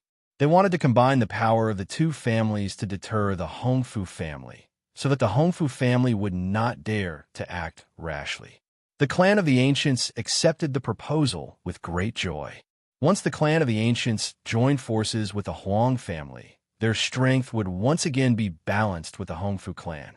The Hongfu clan would not dare to act rashly because once the two clans of equal strength clashed, both sides would suffer in the end. The Hongfu clan would not take the risk. It could be said that the alliance between the Huang family and the Huanggu clan was only to intimidate the Hongfu clan. They did not actually want to go to war, which was why the Huanggu clan had agreed so readily. Now that the Huang family had unilaterally annulled the marriage alliance, the patriarch of the Huanggu clan was extremely displeased. This was because the Huanggu clan valued Huang Luan far too much. Moreover, the person Huang Luan was marrying was the grandson of the current patriarch of the Huanggu clan. How could the patriarch not be angry? Chapter 530. Feng Yun and Feng Yun left helplessly. After they left, family head Jiang frowned and stood there thinking for a while. Then he went straight to the top floor of the pagoda. The clan of the ancients did value Huang Luan very much. Even the ancestor of the clan of the ancients praised Huang Luan. Now that the Huang family suddenly canceled the engagement, family head Jiang had to report it to the ancestor. Family head Jiang came to the top floor of the pagoda and stopped in front of a closed iron door. He said respectfully, "I, Jiang Tao, have something to report to the ancestor." After a moment of silence, an old voice came through the heavy iron door. "Speak." "Ancestor, the Huang family canceled the engagement between Huang Luan and our clan of the ancients. They chose to marry Huang Luan to an imperial protector of the Qin Empire." Family head Jiang said respectfully, "What? The engagement is canceled? She's going to marry Huang Luan to an imperial protector of the Qin Empire?" The old voice came from behind the iron door. There was anger in his voice. Hearing the anger in the ancestor's voice, a trace of doubt flashed through Jiang family head's eyes. Although he knew that the ancestor valued Huang Luan very much, He never thought that she would be able to affect the ancestor's mood. Although he was confused, family head Jiang didn't dare to ask. He replied, "Yes, ancestor. The Huang family just came to cancel the engagement." The voice behind the iron door fell silent. After a while, the old voice said, "Okay, I know. You can leave now." This time, the old voice was much calmer.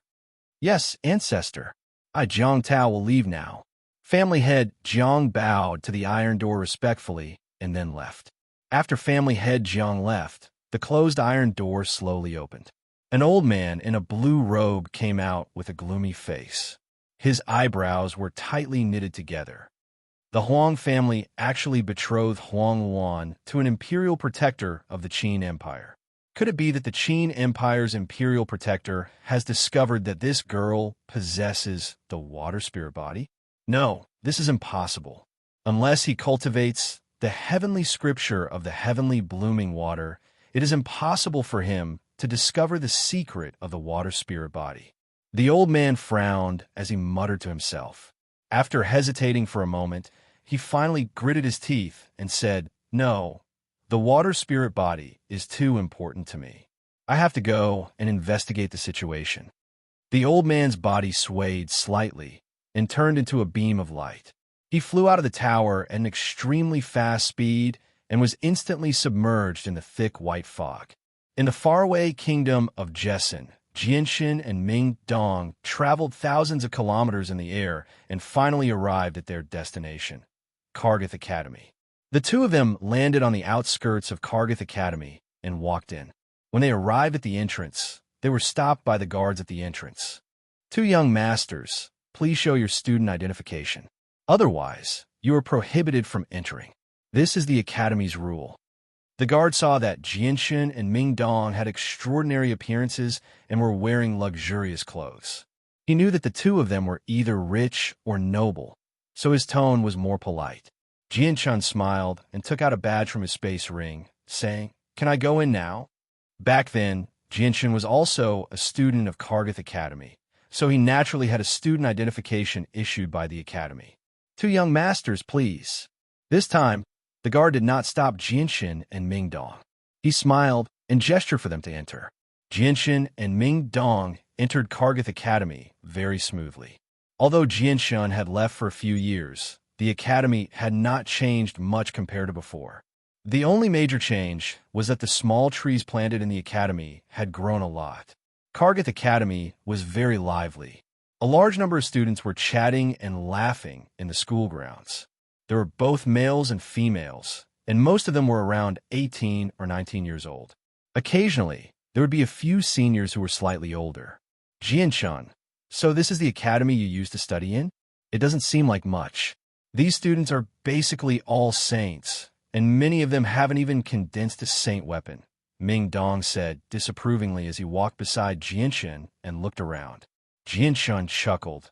"Do you think everyone is like you, reaching the realm of Earth Saint Master at such a young age?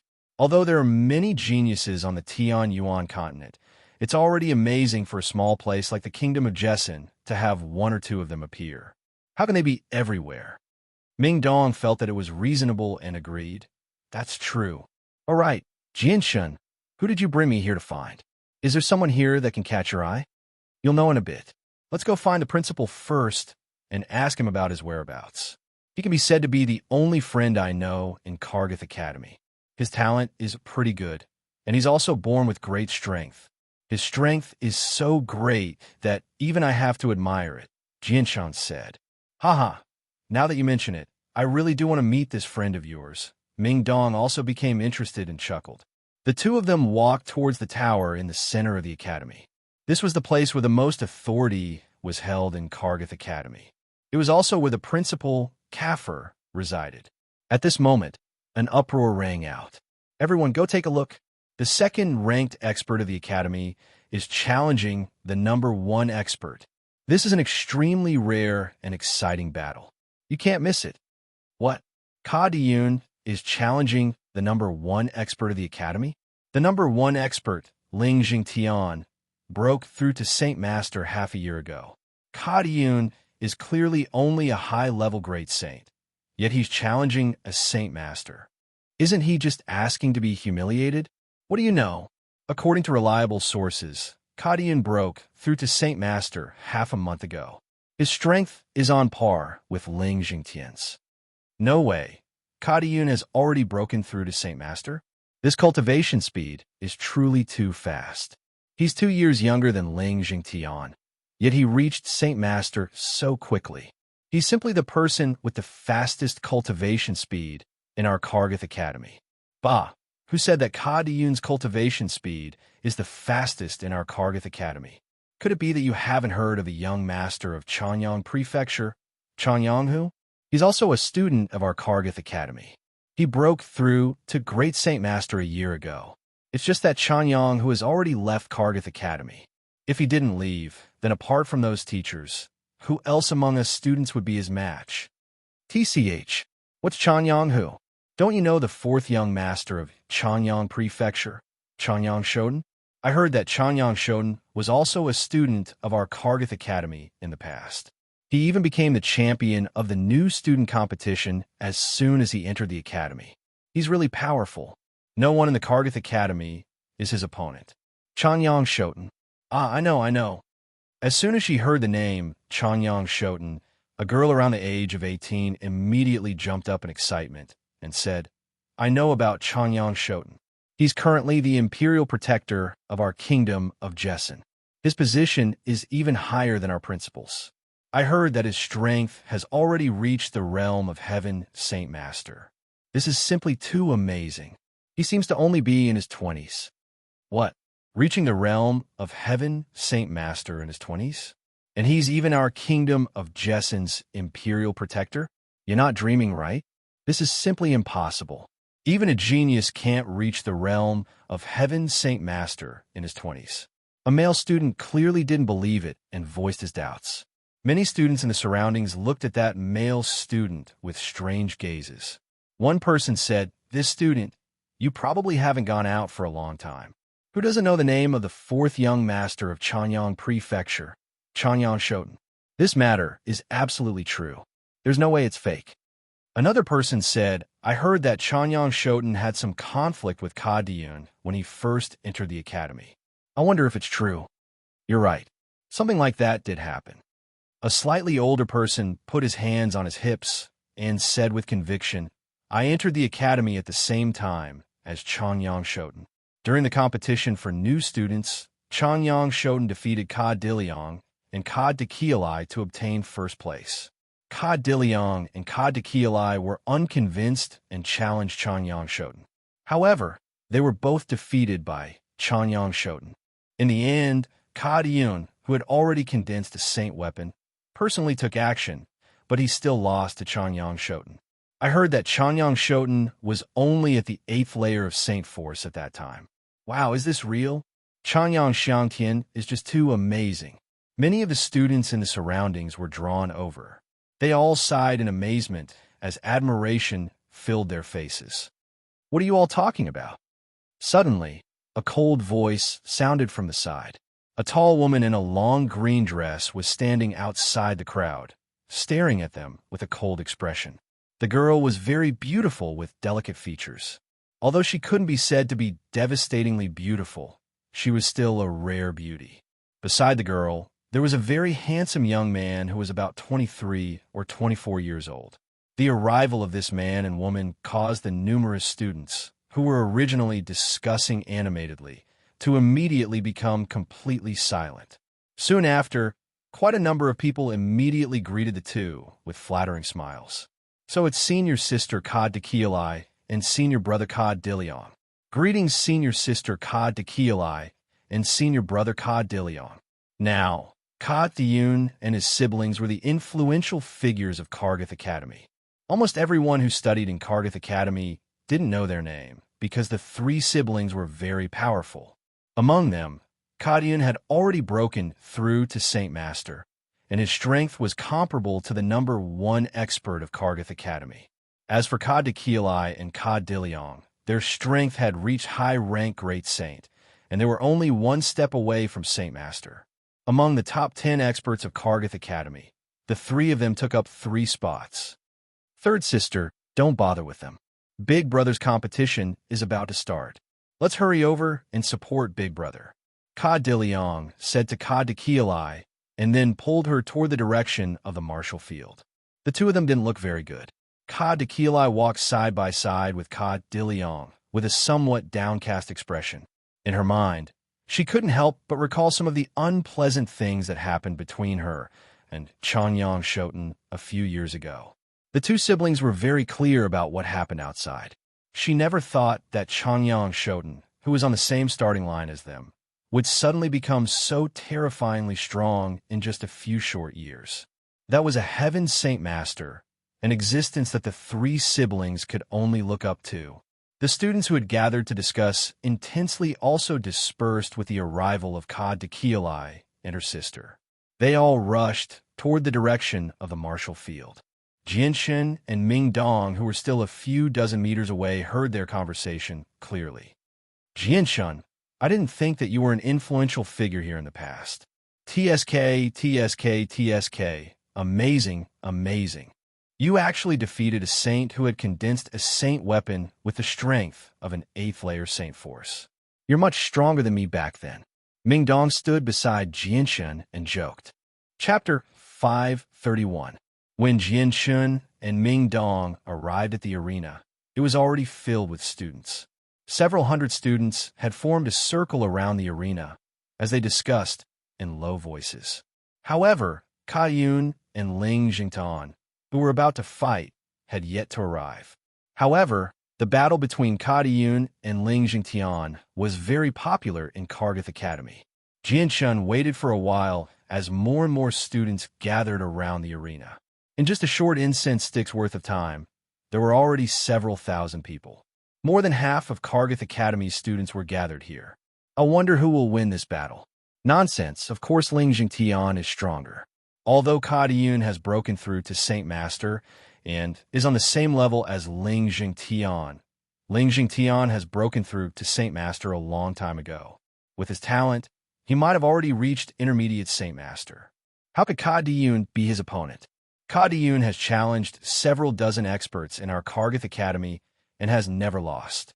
This time, he dares to challenge Ling Jing'an, so he must have confidence in winning. The surrounding students were discussing spiritedly, causing the arena to be filled with low, buzzing sounds. Jianshen and Ming Dong also stood quietly in the sea of people, waiting to watch a good show. However, because all the students here were wearing the same uniform, the white-robed Jianshen and Ming Dong standing in the crowd were very eye-catching. The surrounding students all looked at them with surprise, but no one asked. Jianshen stood in the crowd with his arms crossed. Suddenly, his heart skipped a beat as he felt a special gaze land on him. He immediately turned around and saw a naturally beautiful girl staring at him. Her limpid eyes carried a bit of suspicion and doubt. It was Ka Dakielai. Compared to a few years ago, Ka Dakielai had changed a lot.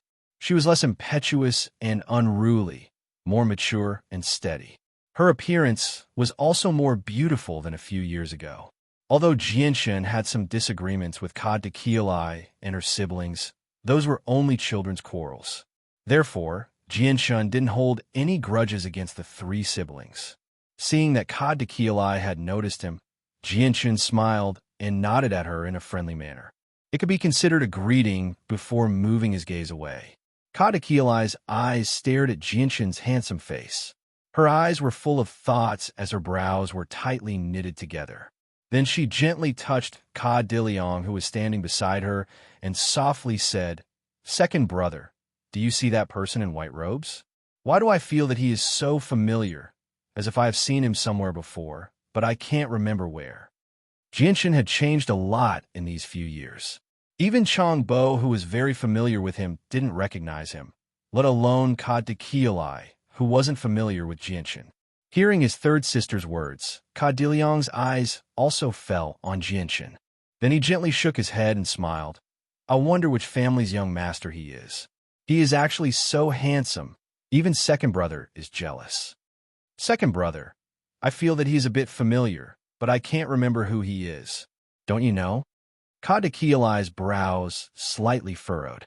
Ka Diliang stared at Jianshan again and shook his head. I don't know, but I have never seen him before. Saying this, Ka Diliang turned his head and looked at Ka Di Chili meaningfully. He laughed evilly and said, "Third sister, that brat is really not bad looking. Don't tell me you've taken a fancy to him. Later, second brother will send someone to help you find out about that brat." Ka Dikili fiercely glared at Ka Diliang and didn't waste any more words with him. She frowned and thought hard. At this moment, two figures suddenly flipped over from behind the crowd and landed on the stage at the same time. The two looked to be around 25 or 26 years old and wore the same school uniform. Just as the two stepped on the stage, there was a deafening roar from below. It's Ka Diyun and Ling Jingtan. Ka Diyun, do your best. Defeat Ling Jingtan. Ling Jingtian will win. The students around the stage all let out excited shouts, cheering for the two on the stage. The shouts lasted for good, while before finally calming down. As the two got on the stage, Ka Dikili's gaze moved away from Jianshan and landed on the stage. She looked expectantly at her older brother Ka Diyun. Ka Diyun and Ling Jingtian exchanged a few words on the stage and then took out their holy weapons at the same time. Ka Diyun's holy weapon was a two-handed greatsword, while Ling Jingtian's was a thin, long saber. As soon as they took out their holy weapons, the two began to fight fiercely on the stage. Ding, ding, dang, dang, dang, dang. As the clanging sounds of saint weapons rang out incessantly, Ka Diyun and Ling Jingtan began to fight intensely on the stage. Although the two of them were not fighting to the death, their performance still captivated the spectating students. A battle between two saint masters was enough for these students, who were all around the saint realm, to pay close attention to it. Ka Diyun and Ling Jingtian fought for an entire incense stick's worth of time, but no victor was decided. However, Ming Dong had lost interest long ago. He could not even be bothered to watch. With his strength as an Earth Saint Master, watching a battle between two Saint Masters was like watching a child show off in front of an expert. He could not find the slightest interest in it. I'll let you have a taste of my battle skill. At this moment, Ka Diyun suddenly yelled out. A layer of powerful Saint force suddenly shot out from his greatsword, viciously slashing toward Ling Jingtian with tremendous force. Ling Jingtian's expression changed when he heard the words battle skill. It was already too late for him to dodge. All he could do was block the attack with all his strength. Boom! With a soft sound, Ka Diyun's greatsword heavily struck Ling Jingtian's saber. A battle skill was far more powerful than a normal attack. The great force from Ka Diyun's greatsword directly sent Ling Jingtian flying. In the end, he flew off the stage and landed on the ground in a horrible shape.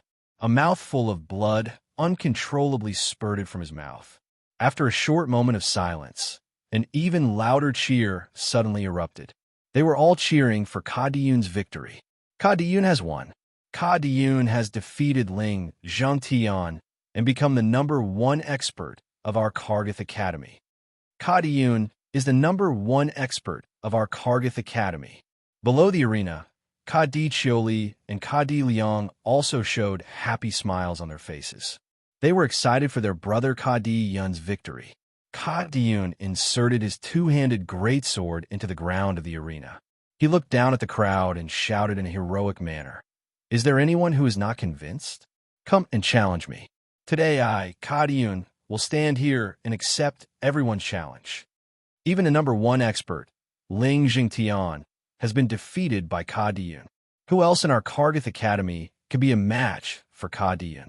Ka Diyun has already grasped a battle skill. Even some of our academy's teachers are no match for him. I'm afraid only those great Saint Master teachers can suppress Ka Diyun. Below the stage, many students were discussing in low voices. Standing in the crowd, Jianshan looked at Ka Diyun's arrogance and suddenly felt playful. He smiled and said, "This brat is quite arrogant. I just heard that he seems to have had some conflicts with you. Jianshan, I'll go play with him." Saying this, Ming Dong did not wait for Jianshan's permission and directly jumped onto the stage. Seeing Ming Dong already on the stage, Jianshan was already too late to stop him. He could only helplessly shake his head and smile bitterly. A six-cycle Earth Saint Master bullying a Saint Master in this kind of situation. Wasn't he afraid of being laughed at? Ming Dong crossed his arms in front of his chest and smiled at the heroic Ka Diyun. He said, "Brat, you're called Ka Diyun, right? Let me have a go at you." Looking at Ming Dong, who suddenly jumped onto the ring, the spectating students around the ring suddenly burst into a buzz of discussion. Everyone was curious about the identity of this youth who didn't wear the school uniform.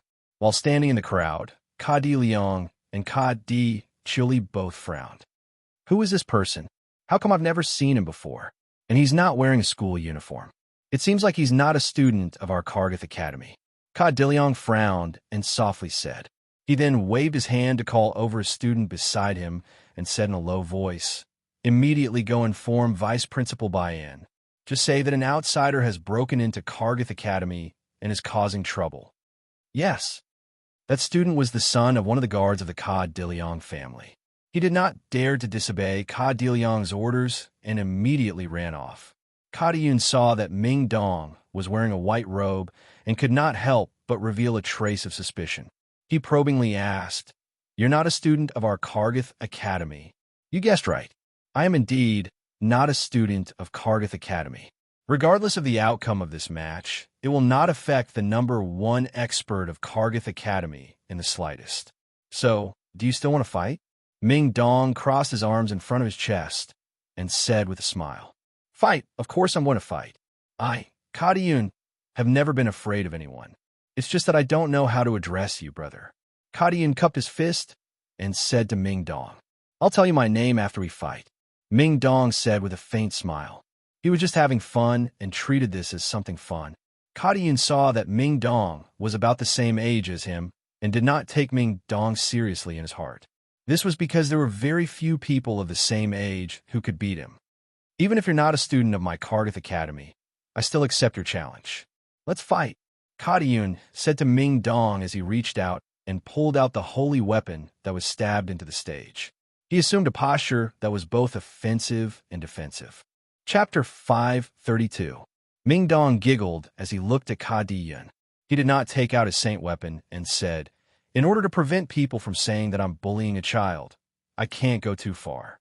How about this? I'll just stand here without moving. At the same time, I won't fight back. If you can force me back or make me move an inch, then it'll be my loss. How about that?" Ming Dong said casually. With his strength as a six-cycle Earth Saint Master, he really did not place a mere Saint Master in his eyes. Even if his opponent used a battle skill, it would not be able to threaten him at all. The difference in strength between the two was just too great. Although Ming Dong's words were said very calmly, many of the students around the stage heard them clearly. Everyone immediately looked at Ming Dong as if they were looking at an idiot. Some of the more hot-tempered people couldn't help but curse at him. Just who is this brat? He's so fucking arrogant. He doesn't look much older than Ka Diyun. He actually dares to say such big words. Does he want to die? Who does he think he is? Even the teachers of our academy don't dare to say such big words to Ka Diyun, who has grasped a battle skill. Curses rang out from below the stage. Quite a few hot-tempered male students pointed at Ming Dong's nose and cursed. The two siblings, Ka Di Liang and Ka Di Chioli, also frowned. Their faces were filled with unconcealable anger. What an arrogant brat. He actually dares to say such arrogant words to Big Brother. Big Brother has already grasped a battle skill. Even a high-level Great Saint Master wouldn't dare to stand there and let Big Brother attack unless he's an Earth Saint Master. Speaking up to here, Ka Di Liang's eyes revealed a trace of disdain. He coldly snorted, "But that's impossible. He's not much older than Big Brother. It's already not bad if he's stronger than Big Brother. It's definitely impossible for him to reach the Earth Saint Master level." Cuddy Chili frowned as she pondered. Looking at Ming Dong's confident expression, she couldn't help but feel uneasy. She worriedly said, "Second brother, look at how relaxed that person is. Could it be that he has something to rely on?" "Second sister, you're overthinking it. Even if he has something to rely on, it's impossible for him to stand there and let Big Brother attack him while remaining unscathed. I think this outsider is definitely here to stir up trouble. When I return, I'll definitely investigate his background and see where he came from." How dare he go against our Cardi family? Ka Di Liang said coldly. On the stage, Ka Di Yun's expression became rather ugly. He glared at Ming Dong and said in a deep voice, "Sir, you seem to be a little too arrogant." "Because I have the right to be arrogant," Ming Dong said with a cheeky smile. Ka Di Yun's face darkened. In his ears, Ming Dong's words were undoubtedly provocative. "Well then, let me see how great your excellency's ability is," Ka Di Yun said angrily.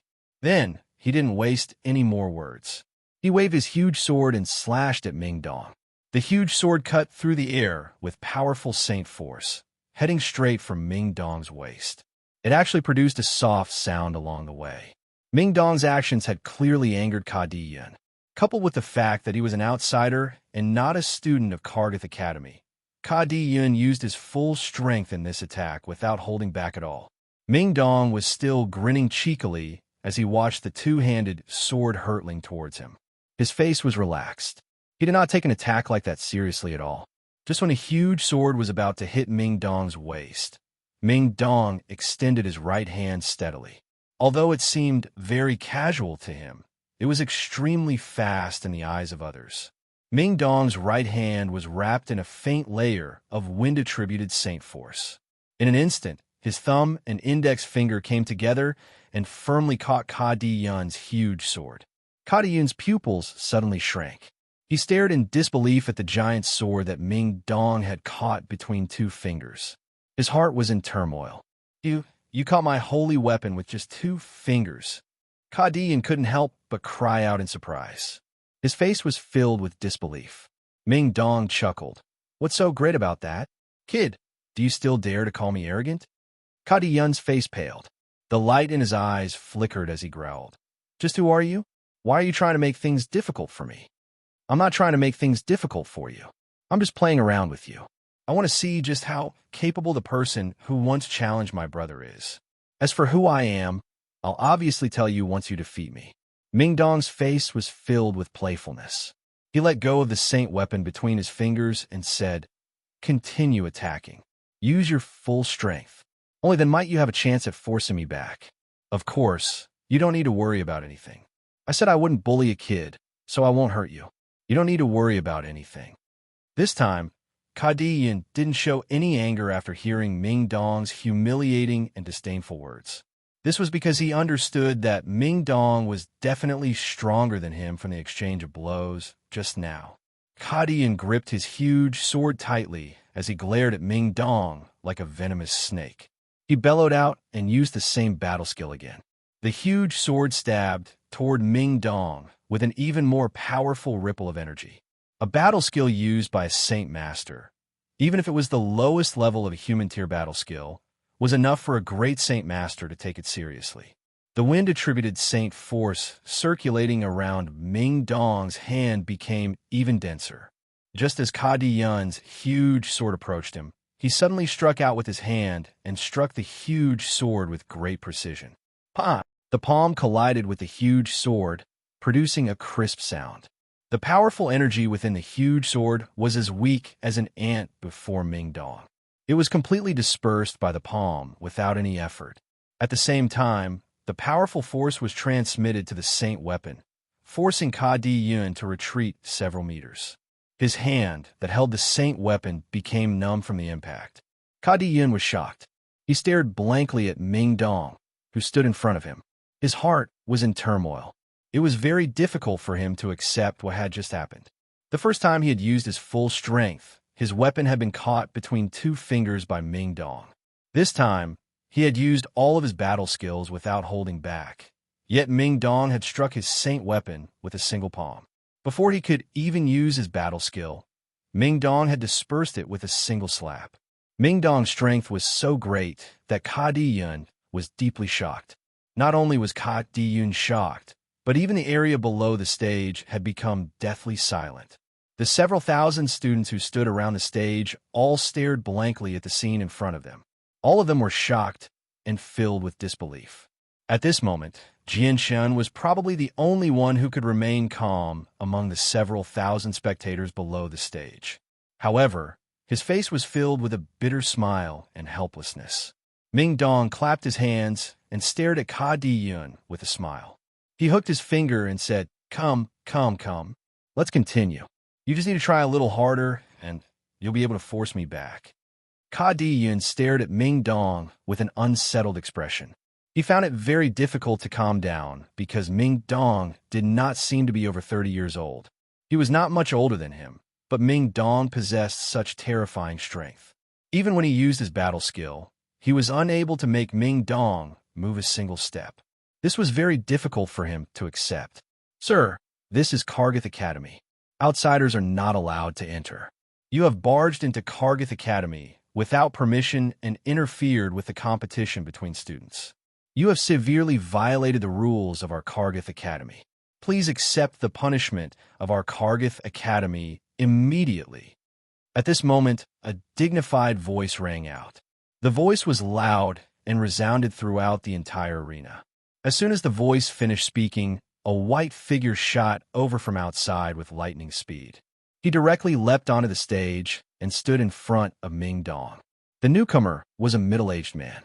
His appearance was average, but he was filled with dignity. His eyes were bright and piercing, radiating a sharp light. Those weaker students did not dare to look him in the eye. "Vice Principal, it's the Vice Principal." Following the appearance of this middle-aged man, the audience below the stage immediately warmly welcomed him. Vice Principal, by Un's arrival, made Ka Di Yun, who did not know what to do, reveal a relaxed expression. He looked at the smiling Ming Dong with some schadenfreude. Then, he immediately said to Bai Yin, "Vice Principal, he is not a student of our Kargath Academy. Not only did he violate the rules of our Kargath Academy, by sneaking in, he also interfered with our internal competition. I will deal with this matter. You can leave now," Vice Principal Bai Yin said with his back facing Ka Di Yun. However, his expression was solemn as he stared at Ming Dong. Ka Di Yun didn't say much. Vice Dean Bai Yin's intervention had solved his dilemma. Ka Di Yun immediately jumped down from the ring. "So you're the Vice Principal of Kargath Academy. Nice to meet you, nice to meet you." Ming Dong smiled and cupped his hands towards Bai Yin. His attitude was still considered polite. However, Bai Yin did not fall for his tricks. He stared at Ming Dong with a sharp gaze and expressionlessly said, "You have already violated the rules of our Kargath Academy. Come with me to see the Vice Principal and accept his punishment." "Vice Principal? Are you talking about Kaffir?" Ming Dong laughed.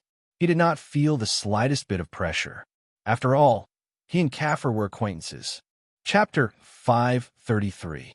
Bai Yin's single-handed sword stabbed toward Ming Dong with lightning-like speed.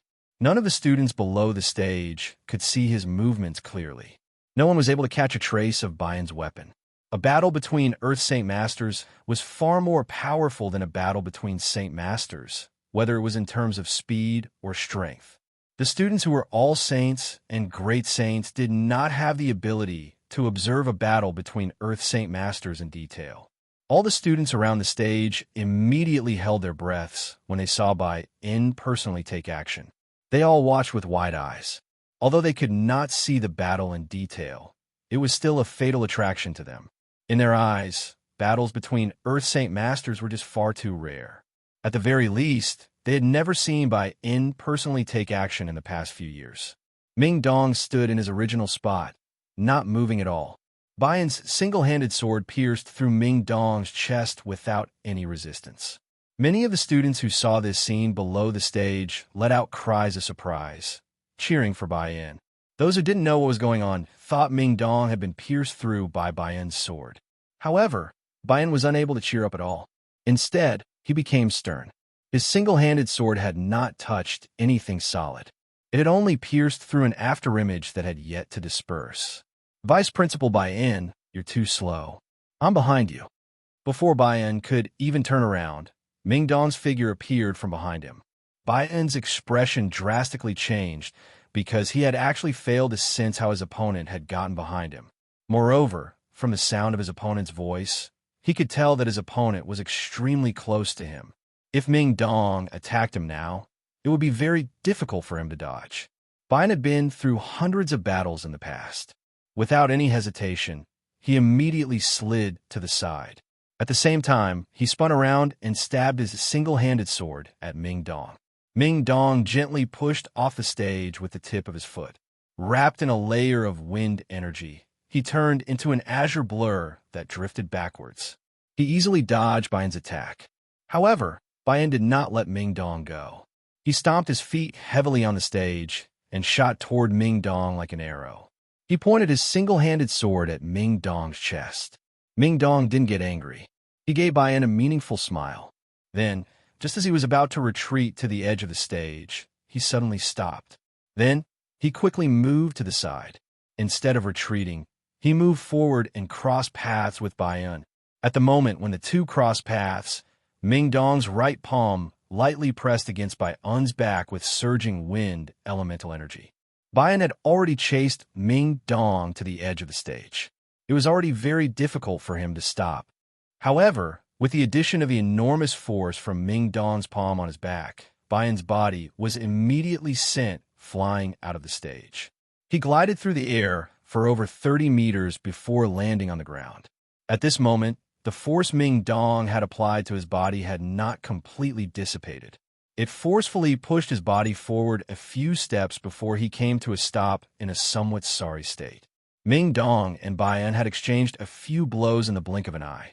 Although the students did not clearly see the process of the exchange, the current situation could not be more clear. Ming Dong was still standing on the stage. Although Vice President Bayan did not know why he had flown out of the stage, according to the rules of the arena, once he left the stage, it was considered a loss. Vice President Bayan's situation clearly meant that he had already lost this match. When a situation in front of them became clear, the eyes of the several thousand students all widened. Their faces were filled with disbelief. This was because everyone could clearly see that Vice President Bayan had completely lost to this unknown outsider. This time, even the three Kadiyun siblings were tongue-tied. They stood there blankly for a long time without saying anything. Although the three siblings knew that Ming Dong was very strong, they never thought that Ming Dong's strength would be at such a level. Even Vice President Bayan had lost to him. Is he really an Earth Saint Master? Kot Diliong said with some difficulty. The shock in his heart had already reached an extreme level. This was because Ming Dong's age was just too young. He was not much older than his brother Kadiyun.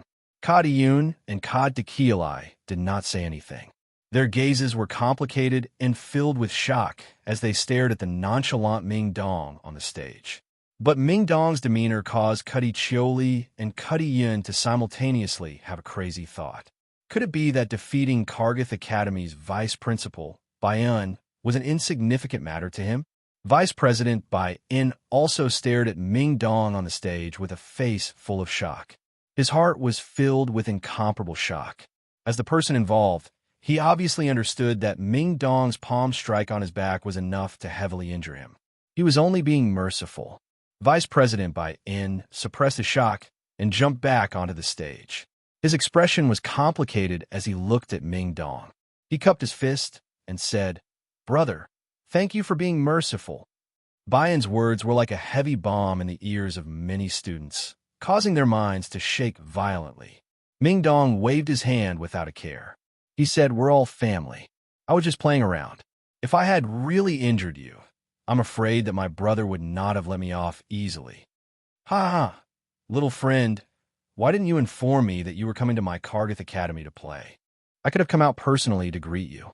How could such a misunderstanding have occurred?" At this moment, an old man's laughter came from the sky. An old man in a white robe slowly flew over with a smile on his face. "It's the president. The president is here." Seeing this old man, all of the students immediately went into an uproar. Headmaster Kaffer was one of the most famous experts in the Jessen Kingdom, and had a very high prestige in the eyes of the students. However, because the headmaster rarely appeared in public, it was hard for the students to see him even if they stayed here for 4 or 5 years. Now that the president had suddenly come in person, how could they not be excited? President Kaffer of Kargath Academy slowly landed on the stage. He looked at Ming Dong with a smile on his face. His expression was very gentle. "President Kaffer, I didn't think that you would actually come." "Ha! An outsider like me seems to have broken some rules by coming to Kargath Academy. You won't be angry, right?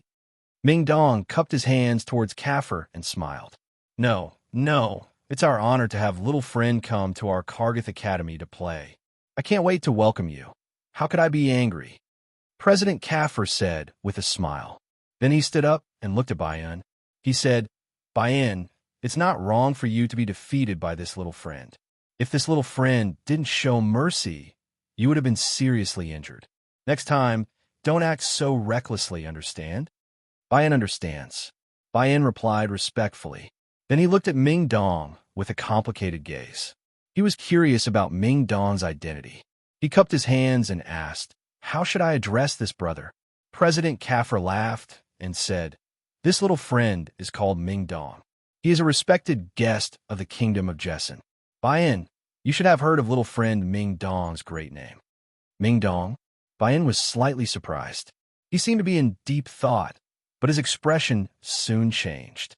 He stared at Ming Dong in shock and cried out, Don't tell me he's that Ming Dong who heavily injured the enemy Heaven Saint Masters with a Heaven tier battle skill as an Earth Saint Master at the Northern Fort? Bayan did not suppress his voice in the slightest. So many of the students in the field could hear him clearly, causing an uproar to break out. What? He's that Ming Dong who showed off his skills at the Northern Fort. So he's Ming Dong. No wonder he's so strong. I heard that Ming Dong's strength is infinitely close to becoming a Heaven Saint Master.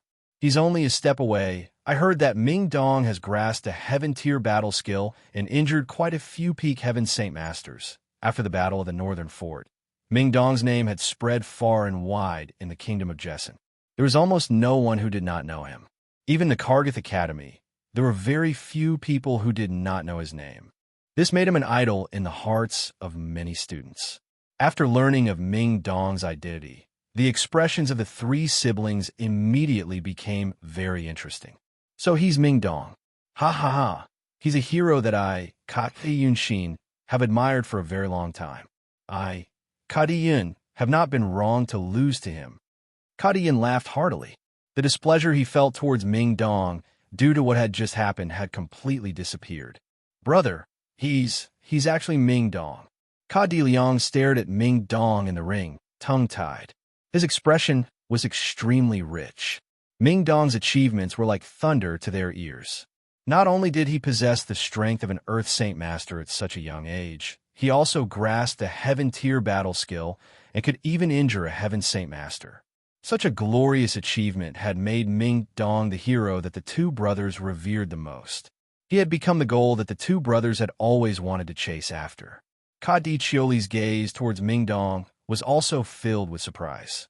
She had never thought that this extremely powerful outsider would actually be the famous Ming Dong. Now that Principal Kaffir had personally come, Jianshan could not continue watching. He leapt onto the ring and clasped his hands with a smile. Principal Kaffir, Vice Principal Bayan.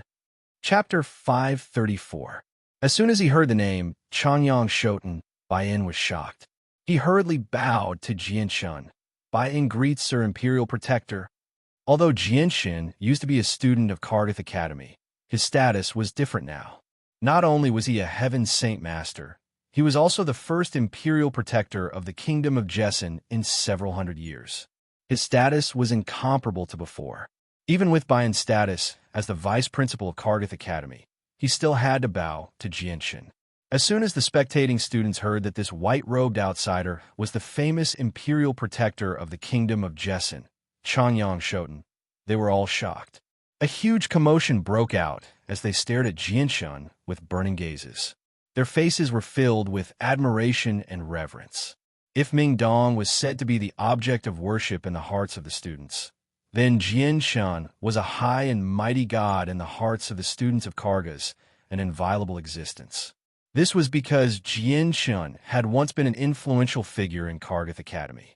The things that had happened to him in Kargath Academy were still passed down to this day. He was the champion of the freshman competition. He had hunted down magical beasts and obtained a shocking amount of monster cores. He had defeated Ka Yun, who had condensed a saint weapon, with his strength not even at the saint realm. Finally, he had severed the arm of the Huayun Sect's junior sect master, Cheng Mingxiang, with his strength only just reaching the saint realm. He had even heavily injured the dozen or so students accompanying him. Every single one of these things was enough to cause an uproar among the students of Kargath Academy. But now, in just a few short years, Chanyang Shoten had become a heaven saint master and had even become the imperial protector of the kingdom of Jessen. This dazzling achievement had made Chanyang Shoten a god in the hearts of all the students of Kargath Academy. Many students did not even dare to show their jealousy. This was because heaven saint masters were existences that these students could only look up to. This level of cultivation was something that they would never be able to touch in their entire lives. Below the stage, Kadakili's limpid eyes were wide open. Her expression was complicated and envious as she stared at the white-robed Chanyang Shoten. He's actually Chanyang Shoten. No wonder he looks so familiar. Looking at the handsome and masculine face on the stage, Cuddy Chuli murmured in a low voice. He couldn't help but recall the scenes from a few years ago, and his heart was filled with mixed feelings. Back then, Chanyang Shoten, her and her second brother, Ka Diliang, had all entered Kargath Academy at the same time. None of them had reached the Saint Realm and were still below the Saint Realm. But now, only a few years had passed.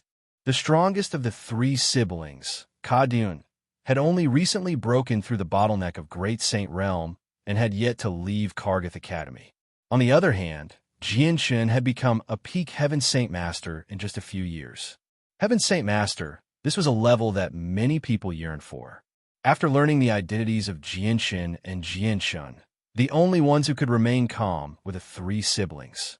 Ka Diyun and Ka Diliang also stared at Jianshin with complicated expressions. They were speechless for a long time because the two of them still remembered the unhappiness that had occurred between them and Jianshin. Although Jianshun had become a Heaven Saint Master and was the imperial protector of the kingdom of Jessen, he did not put on any airs. He quickly helped Vice Principal Bayan up and said a few polite words. Chanyang Shoten, since you've come, why don't you come to my place and have a seat?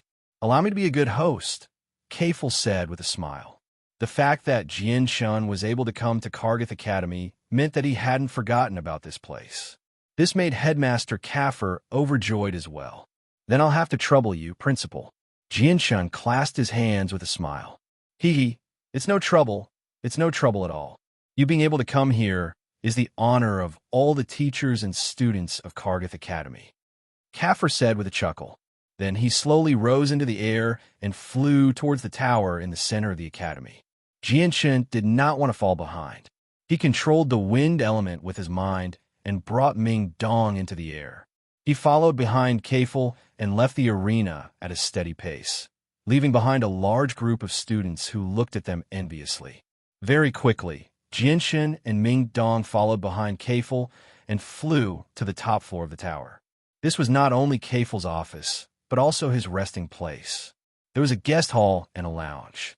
Kafel walked to the table and sat down. After telling Jianshin and Ming Dong to sit down, he took out a bottle of wine from his space ring and poured a cup for them, saying, "This is a gift from an old friend who specializes in wine. It's called 100-flower wine. It's made from hundreds of precious ingredients and special refining methods. It's extremely precious, and I usually can't bear to drink it. Have a taste and see how it tastes." Jianshun and Ming Dong did not stand on ceremony and picked up the cup to taste it. After taking a small sip, they let out a sigh. It really is good wine. It's much better than the imperial wine I drank in the palace. Jianshin also downed the wine in his cup. It had to be said that the wine Kaffer had brought out was indeed very delicious, but compared to the 100 herbs brew the Ape King had given him, it was still a far cry. After drinking this cup of wine, Jianshin gently put down the cup and took out a jade bottle from his space ring, saying, "Principal Kafel, I'll also treat you to a cup of real wine." Jianshin took out the 1,000-year-old 100-grass wine. Back then, the Ape King had given him 5 caddies, and in order to increase his strength, Jianshin had used 9 caddies. Now, he only had 1 caddy left. As Jianshin slowly poured out the 1,000-year-old 100-grass wine from the jade bottle, a strong wine aroma spread out, filling the entire room in an instant. Smelling the strong wine aroma, Principal Kafel was immediately surprised and sighed, "Good wine, good wine. Just the smell of the wine is so intoxicating. This must be a great wine. Chanyang Shoten, where did you get this wine? Wow, Jianshun, you actually hit something so good on you. Quickly pour me a cup and let me have a taste."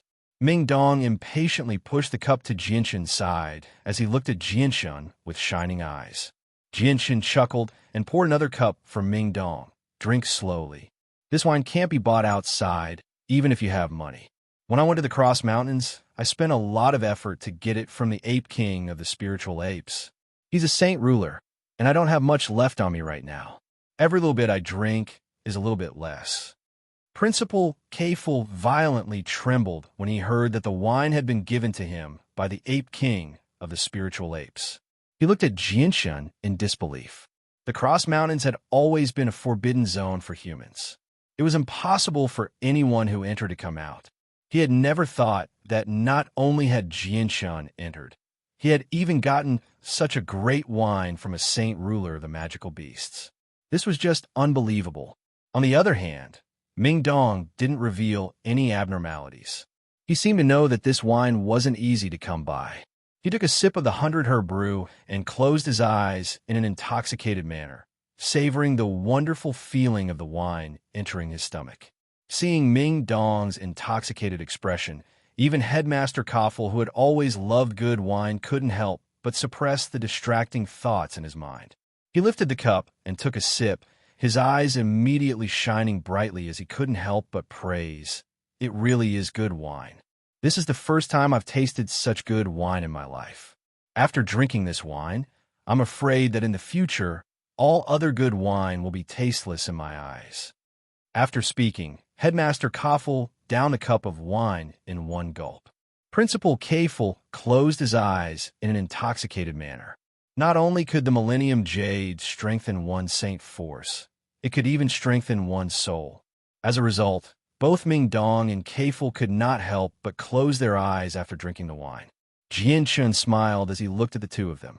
The first time he drank the 100 Herbs brew, the scene was exactly the same as the two of them. Suddenly, Jianshun's expression changed slightly as he stared at Principal Kafel in shock. He saw a layer of yuan qi appear around Principal Kafel's body, revolving around him. The yuan qi grew stronger and stronger until it finally lifted Kafel's body into the air. At the same time, a powerful aura was released from Principal Kafel's body, waking Ming Dong from the wonderful feeling of the 100 Herbs brew. "What's going on?" Seeing Principal Kafel's body floating in the air, Ming Dong asked with a face full of confusion. Jianshun pulled Ming Dong back a bit and said with a smile, "Principal Kafel has broken through." "What? He broke through?" Ming Dong was shocked as his gaze fell on the cup in his hand. His face was full of disbelief. He couldn't have broken through after drinking this wine, right? Jianshun nodded and smiled without saying anything. He had experienced the effects of the 100 Herbs brew. The aura around Principal Kafel did not last for too long. After a few breaths, it calmed down and his body gently landed on the ground. He slowly opened his eyes with a face full of joy. "Congratulations, Principal Kafel. Your strength has reached a new level." Jianshun hurriedly congratulated. Principal Kafel laughed heartily. "Ha ha ha, as expected of a peerless wine. It actually has such a miraculous effect. My strength had already reached the peak of the 3rd cycle of Heaven's Saint Master 2 years ago, but I was unable to break through. I never thought that today this cup of wine would break through the bottleneck and allow me to smoothly advance to the 4th cycle of Heaven's Saint Master. This wine actually has such an effect." Ming Dong was also shocked. He immediately imitated Kafer's method of drinking the wine in his cup in one gulp before closing his eyes. A moment later, Ming Dong finally finished digesting the medicinal effects of the wine. He sighed, "Although I didn't break through, my saint force has become even more condensed. Moreover, I feel that my will has become much stronger. This wine is simply a treasure that cannot be bought with money." "What do you mean by cannot be bought with money?" "This 100 Herbs brew is only available to the magical beast clan. It can't be bought outside." Jianshun corrected him. "Jianshun, Pour me another cup. Ming Dong handed the cup to Jianshun and looked at Jianshun pitifully. Jianshun decisively put the jade bottle into a space ring and said with a pained expression, I don't have much left of this 100 herbs brew. How can it withstand your drinking like this? Ming Dong pouted and muttered, It's fine if you don't want to give it to me. Once I reach the Saint Ruler realm, I'll directly ask for it from the Spirit Ape clan. Chapter 535. Kaffir chuckled. It's good that you still remember Tai Ta. However, Tai Ta left Kargath Academy 2 years ago and went back to his hometown. He hasn't been here in a long time. Originally, I wanted to go visit Tai Ta's hometown, but at that time, the 4 countries were on the verge of making a move. I was too busy to leave, so I didn't have the time to visit Tai Ta even if I wanted to. AI, speaking of which, I'm really not a good teacher. Tai Ta is still young and needs to be properly trained, but I didn't really teach him much. Principal Kaffir, there's no need to blame yourself. Although Tai Ta is a simple and honest person, I can see that he has great talent in martial arts. Perhaps he doesn't need anyone to teach him and can learn without a teacher. The only thing that's left is his lack of experience. This is something that needs to be accumulated. Only through actual combat can one improve quickly. Jianshun said with a faint smile. Kaffir nodded in agreement and said, I remember Iron Tower once told me that his hometown was in a small mountain village. The location seemed to be more than 1,000 kilometers to the north in the mountains. Halfway up the mountains, there was a small city. As for the specific location, I don't know. Jianshun suddenly had an idea. He took out a map of the Kingdom of Jessin from his space ring and spread it out on the table as he began to search carefully. Very quickly, Jianshun found the terrain that matched Kaffir's description. He pointed at a spot on the map and said, It should be here. There's a 3rd-grade city built halfway up the mountain. I think Tai Ta lives here. Kaffir stared at the map for a while and said, And it should be here. Jianshun didn't stay for long. He put away the map and bid farewell to Principal Kaffir. He brought Ming Dong with him as he flew towards the small city 1,000 kilometers away. With Jianshun's speed, they arrived at the small city in less than 2 hours. This small city was a 3rd-grade city called Yellow Earth City. It was built halfway up the mountain and was much smaller than Wake City. It was very simple and crude, and even the most basic of city walls weren't complete. Moreover, the ground inside the city wasn't paved with smooth marble, but rather with uneven mountain rocks that made it difficult for carriages to pass through. Jianshun and Ming Dong didn't directly fly into the city to avoid causing commotion. Instead, they stopped outside the city and chose to walk in. After entering the city, Jianshun found a shop that sold various kinds of meat. He took out a gold coin and said, Boss, I want to ask you about a person. As long as you tell me what I want to know, this gold coin is yours. Money can make even the devil turn millstones, let alone a mere piece of information. Moreover, 1 gold coin for a magical beast meat seller was several days of income, so of course the boss wouldn't refuse. However, he wasn't in a hurry to take the gold coin in Jianshun's hand. He said, Little brother, tell me what it is. As long as I, Da Zhuang, know what it is, I will definitely tell you. Boss, do you know a person called Tai Ta? He's about the same age as me. Jianshun asked. Hearing this, the boss's eyes immediately revealed a trace of happiness. He hurriedly said, I know. Is the person you're talking about the dark-skinned brat? He's a very sturdy-looking fellow with dark skin. He's a very honest young man. Yes, that's him. Boss, do you know where he lives? Jianshun's face lit up as he hurriedly asked. The boss's expression suddenly became cautious. He stared at Jianshun and Ming Dong warily and said sternly, Who are you two? What business do you have with the dark-skinned brat? Jianshun knew that the boss was afraid that he would do something harmful to Tai Ta, so he hurriedly revealed his identity. Boss, we're from Kargath Academy. We were once classmates with Tai Ta. We've specially come to visit him this time. The boss immediately let down his guard when he heard that Jianshun and Ming Dong were students of Kargath Academy. He looked at the two enviously and said, Kargath Academy is the best academy in the Kingdom of Jessin. Every student who can enter Kargath Academy is very talented. I've heard that the new Imperial Protector of the Kingdom of Jessin was once a student of Kargath Academy as well. Jianshun and Ming Dong smiled when they heard this, but did not say anything. The boss thought for a moment and said, "Since you're the dark-skinned brat's classmates, I'll tell you where he lives." As he spoke, the boss pointed behind him and said, "Walk 20 kilometers to the back of the mountain, and there's a small river. There's a small forest beside the river, and there's a small mountain village in the forest. There's a row of houses in the village, and one of the houses is where the dark-skinned brat lives. Why don't you just say that he lives in a small mountain village 20 kilometers away from the back of the mountain? You're making me dizzy." Ming Dong didn't know whether to laugh or cry. Jianshun chuckled and tossed the gold coin to the boss. He then pulled Ming Dong out of the small town. At the same time, he leapt through the forest and hurried towards the back of the mountain. A short distance of 20 kilometers was far too short for the two of them. Jianshun couldn't even be bothered to fly. From time to time, one or two wild beasts would leap out of the forest and howl at the two of them. However, the two of them couldn't even be bothered to look at these beasts that weren't even Class 1 magical beasts. Jianshun and Ming Dong leapt through the forest with lightning speed. After crossing a river that was around 5 meters wide and passing through a small forest, they really did find another small mountain village. The small mountain village was very small. There were only about 30 families living in it. All the houses were lined up neatly. Around the small mountain village, there was a field. The field was filled with all kinds of crops and rice. There were even some villagers working in the field. Jianshun and Ming Dong walked through the fields and arrived before the mountain village with light steps. After a long journey, their shoes were still spotless. There wasn't a speck of dust on them. Because the two of them were wearing luxurious robes, they were very conspicuous compared to the villagers who lived in the small mountain village. Therefore, when the two of them approached, they attracted the attention of many villagers. Immediately, many of the villagers became nervous, and many of them even tightly gripped the hoes and sickles used for farm work. "Young masters, may I ask why you've come here?"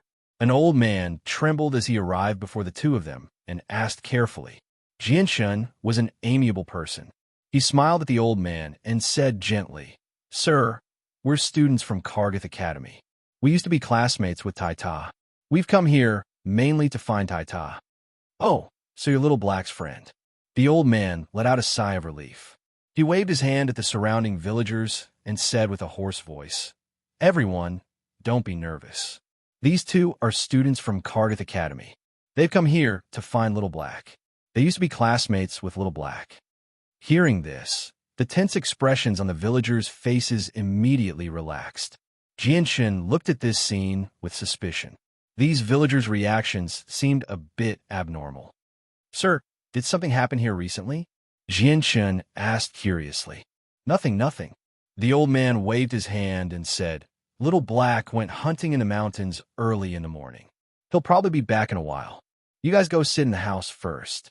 Jianshun thought about it and agreed. "All right, then I'll bother you."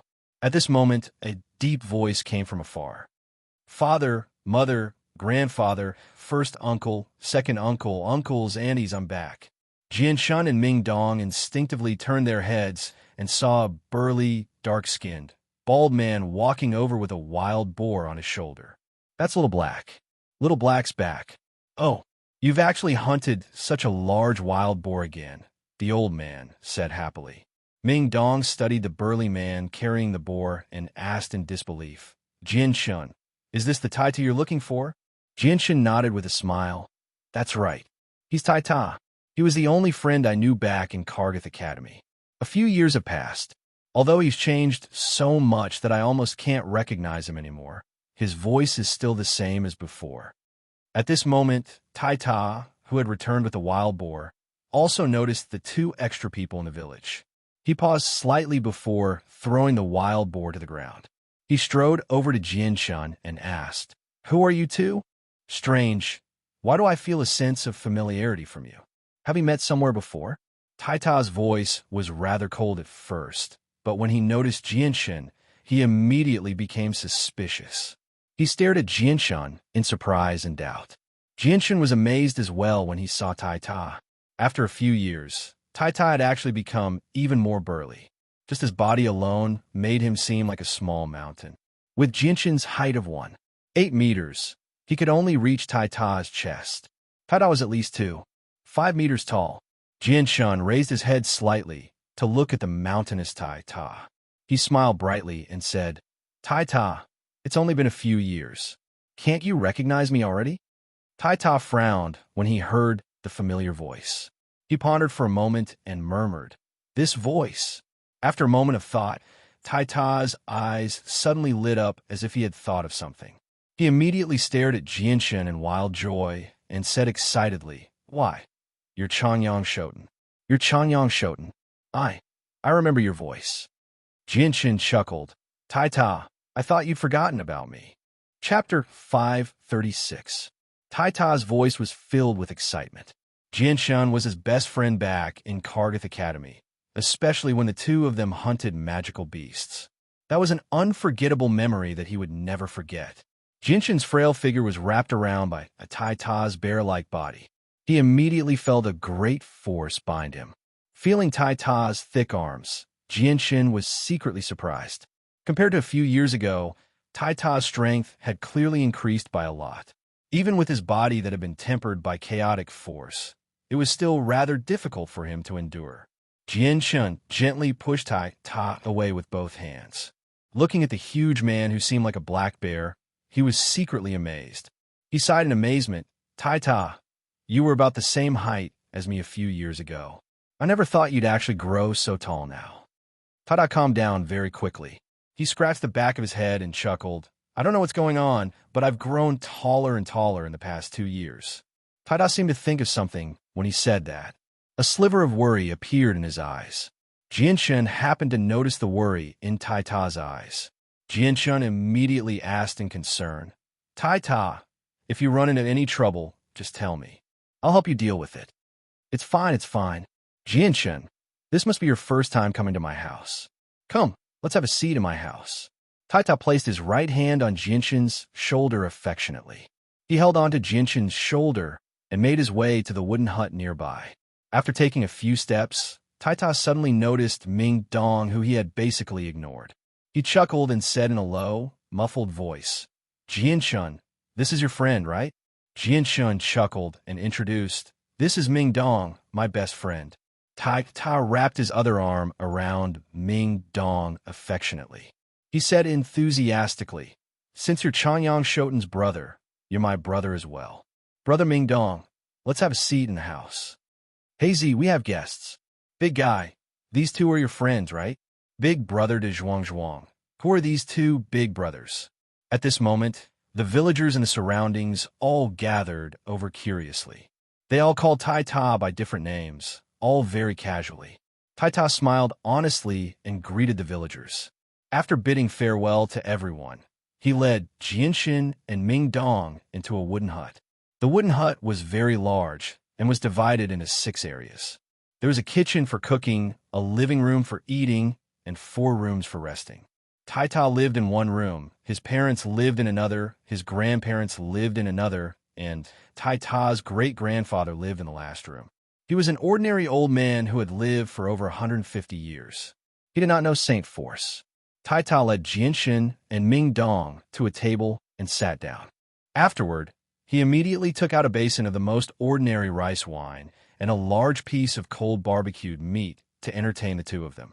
Changyang Shoten, Ming Dong, our family is not as wealthy as those in the city, so we can only take out these things to entertain you. Tai Ta laughed awkwardly as he looked at the rather shabby rice wine and barbecued meat on the table. He was extremely embarrassed. Jianshun and Ming Dong were not picky people. They waved their hands and said a few polite words without minding it all. Afterward, they began to eat in large mouthfuls. Although the taste was not that great, it was still Tai Ta's good intentions, so the two of them had to try it no matter what. Jianshun placed a piece of barbecued meat in his mouth and looked at Tai Ta. He said in a muffled voice, Tai Ta, I heard you left Kargath Academy 2 years ago and never returned. Did something happen to your family? Tai Ta's expression changed slightly when he heard that. Fear filled his eyes as he stammered, unable to say anything. Jianshun swallowed the last piece of meat and stared at Tai Ta closely. He said sternly, Tai Ta, just tell me what you've encountered. Do you not treat me as a brother? Tai Ta panicked. He waved his hand in a panic and said, "No, Changyang Shoten, don't misunderstand. You've always been my best brother. Then just tell me what you've encountered. Perhaps I can help you solve it." Jianshin pursued. He was certain that Tai Ta had encountered some trouble. Tai Ta was one of his most recognized friends. Since he was in trouble now, Jianshin felt like he would not just sit by and watch. "Tai Ta, just tell Jianshin what you've encountered. Don't worry, Jianshin is no longer the same person who fooled around at Kargath Academy a few years ago. There really isn't anything in the kingdom of Jessen that Jianshin can't solve," Ming Dong said. Ming Dong said as well. Just like Jianshin in the past, Ming Dong had already accepted Tai Ta as a friend from Tai Ta's honest appearance. This was because honest and down-to-earth friends were easier to get along with than those who were cunning and scheming. There was no need to constantly worry about being set up by others. Tai Ta hesitated, as if he was struggling to make up his mind. He hesitated for a long time before finally making up his mind. He gritted his teeth and said, "Changyang Shoten, Ming Dong, it's inconvenient to talk here. Let's go up the mountain." "All right." Jianshin and Ming Dong stood up without any hesitation. The three of them made their way up the mountain with vigorous steps. They walked 10 kilometers into the depths of the mountain before stopping. "Tai Ta, what's the matter? Why did you come so far away from home?" Ming Dong asked curiously. Tai Ta seemed to have a lot on his mind. His brows were furrowed with worry. He looked around carefully and became very cautious. After confirming that there was no one around, Tai Ta let out a sigh of relief. He hesitated for a moment before asking nervously, "Changyang Shoten, what color do you think human blood is?" "Do you even need to ask? Of course it's red. Why are you asking?" Jianshin was confused. "Are there any other colors apart from red?" Tai Ta asked again. "Yes, but it only appears in magical beasts," Jianshin answered. "Then can blood of other colors appear in humans?" Tai Ta suddenly became very nervous. As soon as Tai Ta finished speaking, Ming Dong subconsciously answered, "Of course not. At least, I've never heard of it before." With that, Ming Dong seemed to realize something. He looked at Tai Ta in surprise and asked, "Tai Ta, why are you asking us such a strange question? Could it be?" Jianshin realized something as well. He looked at Tai Ta in surprise as well. Tai Ta clutched his head in pain. His face was filled with worry. He said, "Changyang Shoten, Ming Dong, I'll tell you this secret, but please don't tell anyone else. Even my parents don't know about this secret." Jianshin and Ming Dong nodded sternly at the same time. "I'm sure you've already guessed it. My blood isn't red. It's a different color that only other demonic beasts have. Plus, with my body, do you think I'm really not human?" Iron Tower said with a pained expression. Ming Dong and Jianshin looked at each other. Their eyes were filled with shock and disbelief. Tai Ta's words were like a bolt of lightning that struck their heads. They were unable to calm down for quite some time. What was the color of a human's blood? Even a 3-year-old child could answer this question. It was without a doubt red blood. It was impossible to have blood of any other color because other than the blood of magical beasts, no one had ever seen blood of any other color on a human. Impossible. How can human blood be any other color? Tai Ta, are you mistaken? Or are you unable to tell the difference between colors? Ming Dong immediately cried out after recovering from his shock. Disbelief was written all over his face. "That's impossible. I may be a rough person, but I can still tell the difference between colors. If you don't believe me, you could take a look at my arm," Tai Ta said with some pain. The abnormal color of his blood had always been tormenting him because he was afraid that he was a monster. Without any hesitation, Ming Dong immediately picked up a fallen leaf from the ground and slashed it across Tai Ta's arm. However, it only left behind a shallow mark on Tai Ta's thick, black arm. It did not even break through the skin. Ming Dong was stunned. He cried out with his mouth agape, "Damn, no way. How is your skin so thick?" Although Ming Dong had only picked up a leaf, it was imbued with powerful saint force. Its sharpness was even greater than metal weapons, yet it was unable to break through Tai Ta's skin. It was more than enough to demonstrate just how tough Tai Ta's body was. Jianshin was stunned by Tai Ta's tough body as well. Although he knew that Tai Ta's body was extremely tough a few years ago, it was nowhere close to reaching such an exaggerated level. Normally, when I come across wild beasts in the mountains, I'll just stand there and let them bite me. They won't be able to hurt me, Taita said rather complacently. Let me try again. Ming Dong refused to give up. He picked up another leaf and channeled even more powerful saint force into it before slashing it across Taita's arm again. The result this time was slightly better than before, but it only managed to break through the outermost layer of skin on Taita's arm. It was extremely shallow, and not a single drop of blood flowed out. Your skin is just too thick. It's almost as tough as a Class 5 magical beast. I think it'll be very difficult to make you bleed if I don't use a saint weapon, Ming Dong sighed in amazement. Let me do it then. Jian Shun grabbed one of Taita's arms, and an azulate sword chi shot out from the tip of his finger before gently slashing it across. Before the azulate sword chi, Taita's tough body was as fragile as a piece of tofu. A gash appeared without any effort, and immediately, a golden liquid flowed out from Taita's arm. Chapter 537. Taita sighed as he watched the blood slowly flow from his arm. Changyang Shoten, do you see that? My blood isn't red at all. What's going on? Jianshin murmured in shock. Taita's blood was actually golden. That was just too strange. Jianshin, look, his blood is actually glowing. Ming Dong exclaimed as he pointed at Taita's arm. His eyes widened. Jianshin immediately took a closer look with that. Sure enough, there was a faint layer of golden light radiating from Taita's golden blood. However, the light was extremely faint. If it were not for the fact that they were in a dark place, they would not have noticed it at all. With that, Jianshin became more and more surprised. Not only was Taita's blood golden, but it also glowed with a golden light. He had never seen or heard of such an unbelievable sight before. Taita, why is your blood like that? Jianshin asked in shock. I don't know either. Taita's face was filled with innocence. He was also very confused as to why his blood was golden. From what I know, only the blood of magical beasts has other colors. Human blood is all red without exception. Taita's blood is actually golden. That's just unbelievable, Ming Dong exclaimed. Jianshin, look at how big I am and how dark my skin is. Do you think I'm not human at all, but a magical beast or some monster? Taita stared at Jianshin nervously. His face was filled with worry and fear. He was extremely afraid that he would end up like that. That shouldn't be the case. Jianshin furrowed his brows tightly. What was happening to Taita was just too strange. After a moment of thought, Jianshin asked, Taita, have you eaten anything special in the past? After a moment of thought, Taita shook his head. No, I've only eaten normal things. It's either wild beast meat or academy food. Then have you eaten any strange fruits or plants? Ming Dong asked. No, I've never eaten them before. Taita shook his head firmly.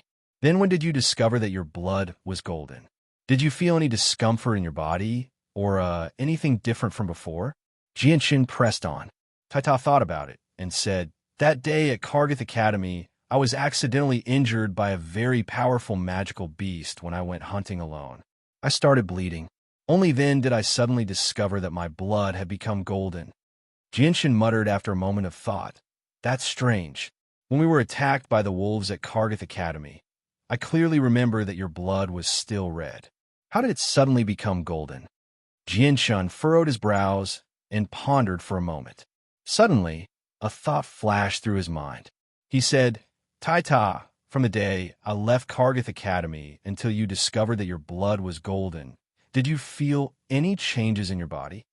No, it was very normal. It's just that after I condensed my holy weapon, I felt that my strength was growing every day. Even if I didn't cultivate, it would still grow. It doesn't seem like it will stop. Also, my body seems to be rapidly growing taller. Look, I've already grown this tall. Taita seemed to have thought of something when he said that. He said in surprise, Oh, right. I remember that when I condensed my holy weapon, my body became extremely hot. Every part of my body was very hot, as if there was a ball of fire burning in my body. Could it be because of this? Jianshin fell silent. He could not help but recall the purple and azure specks of light that had appeared in his dantian when he condensed his holy weapon. Taita's body also felt hot when he condensed his holy weapon. This was clearly unusual, because when ordinary people condense their holy weapon, they would not feel any other symptoms apart from an increase in strength. It looks like that's probably where the problem lies, Jian Chen murmured to himself. What's the problem? Taita's eyes lit up. He stared at Jianshan closely. He desperately wanted to know the answer. After a moment of hesitation, Jianshan said, "It's probably because your body suddenly changed when you became a saint. However, that's only my guess because I don't know what caused your blood to change from red to gold."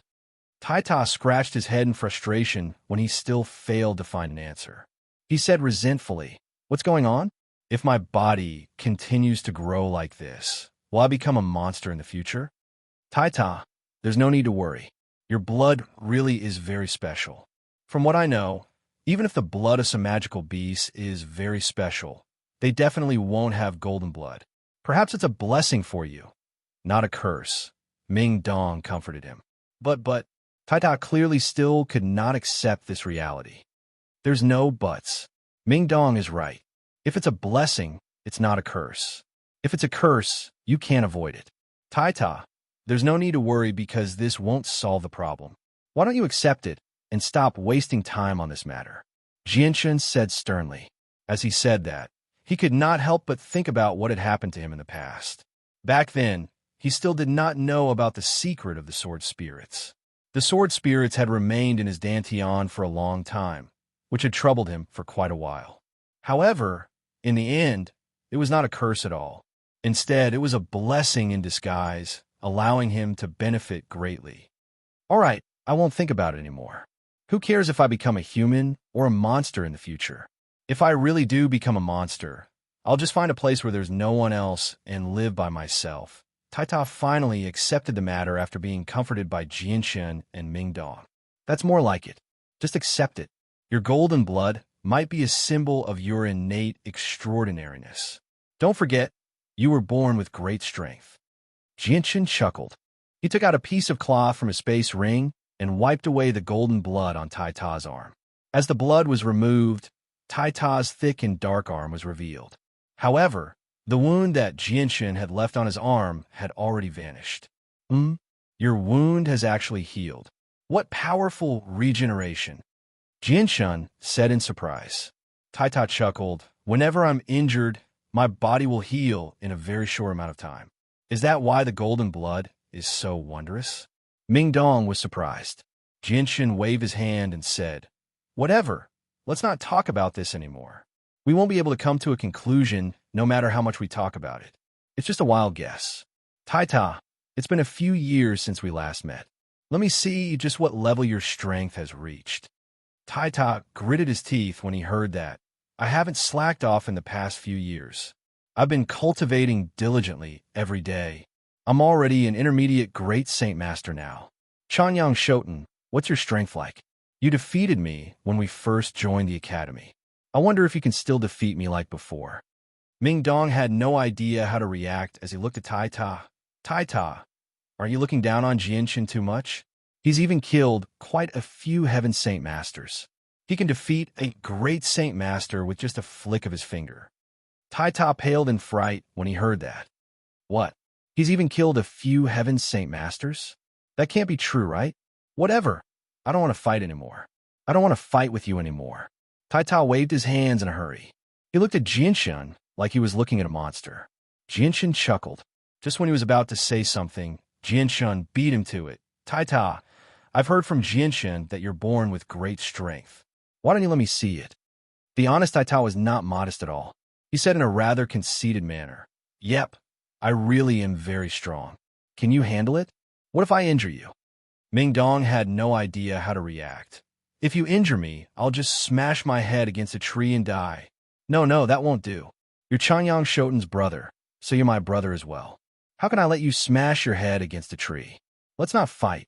We'll find another opportunity to fight in the future." Taita did not catch the hidden meaning in Ming Dong's words at all. He was quite frightened by what Ming Dong had said. Ming Dong stumbled and almost fell to the ground.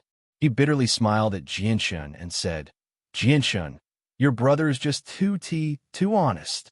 Jianshan could not help but smile. Taita was indeed rather simple-minded. He did not know how to think deeply about a problem. Tai Ta, don't underestimate Ming Dong. He's already at the peak of Earth Saint Master. He's only a hair's breadth away from Heaven Saint Master. Even Heaven Saint Masters will struggle to injure him, so feel free to attack him, Jianshun said to Tai Ta. Oh, no way. Ming Dong is also so powerful. Why are all of you so powerful? I thought I was already powerful enough, but I never thought you'd be even more powerful than me. Tai Ta's confidence suffered a great setback. Ming Dong rolled up his sleeves and smiled. Tai Ta, you can stop worrying now. Come, feel free to attack me. Don't worry, if I'm injured by a great Saint Master with my strength as a 6-cycle Earth Saint Master, I won't be able to continue living on the Tian Yuan continent. All right, you're already an Earth Saint Master, so I shouldn't be able to injure you. Prepare yourself, I'm going to fight. Tai Ta became serious. He clenched his fists so hard that they made cracking sounds. Then, he threw a punch at Ming Dong's chest. There was actually a faint sound of thunder. Ming Dong stood there very casually as a faint layer of wind elemental energy revolved around his hand. It then turned into a blur and instantly blocked his chest, perfectly blocking Tai Ta's punch. Bang! A heavy sound rang out when the fist and palm collided. It was like a thunderclap in the sky, causing everyone's hearts to jump involuntarily. Jianshun's expression changed slightly.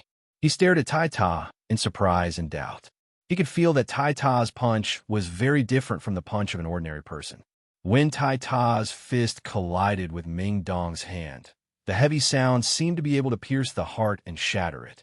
A powerful force came from the point of contact, causing Tai Ta to stagger back a few steps. Ming Dong's body shook violently as well. Although he did not retreat, he had sunk deep into the ground. Ming Dong immediately became slightly surprised. He sighed, "What great strength! You really are born with great strength." Chapter 538. Ming Dong smiled in a carefree manner. "Come, I'll receive it. Use your full strength." "Yeah," Tai Ta bellowed out. He gathered all his strength and threw a punch at Ming Dong. The punch from before had already made him understand that the difference in strength between him and Ming Dong was still very great. So he used his full strength this time, without holding back at all. With Tai Ta's punch, another heavy rumble of thunder rang out. This punch was clearly much more powerful than the previous one. As Tai Ta's fist tore through the air, a faint rumble of thunder rang out. Jianshun became even more surprised. He stared at Tai Ta with shining eyes. Tai Ta's seemingly ordinary punch seemed to contain some sort of mystery. With his strength as a great Saint Master, he was actually able to produce a rumble of thunder. Ming Dong seemed to have sensed that Iron Tower's attack wasn't as simple as it seemed. The wind elemental energy on his palm grew denser, and a final layer of dense, pale green light enveloped Ming Dong's hand. He blocked in front of Iron Tower with lightning speed, blocking Iron Tower's ferocious punch. Spurt! A heavy sound rang out. It was like thunder, as if it could pierce through people's hearts. It made both Jianshun and Ming Dong's hearts thump uncontrollably. This time, Ming Dong was no longer able to maintain his unmoving posture. The powerful force caused his body to tremble violently, and he retreated a few steps in a hurry. Each step left a deep footprint in ground. Tai Ta endured an extremely great force as well. He also uncontrollably retreated over 10 meters before coming to a stop. However, when he saw that Ming Dong was unscathed, he could not help but feel admiration. He said in a low, muffled voice, "Brother Ming Dong, you really are powerful. I can't do anything to you even after using all my strength." Ming Dong was unable to feel happy no matter what. He gently shook his numb right arm and stared at Tai Ta with a strange expression. He asked sternly, "Tai Ta, you didn't use some sort of battle skill in that punch, did you?" Jianshun also stared at Tai Ta sternly.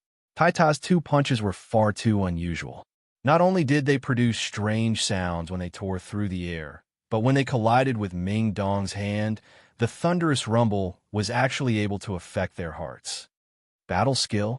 No. I haven't learned any battle skills yet. I just casually threw out those two punches with all my strength. Tai Ta laughed foolishly.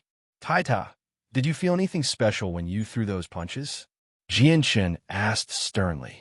No, I felt like everything was normal. Chanyang Shoten, why do you ask that? Taita was filled with doubt. He was utterly confused by Jianchen's question. Jianshan felt rather disappointed when he saw how confused Taita was. He knew that he would not be able to get anything out of him, even if he continued asking. However, he still had many doubts about Taita's attack.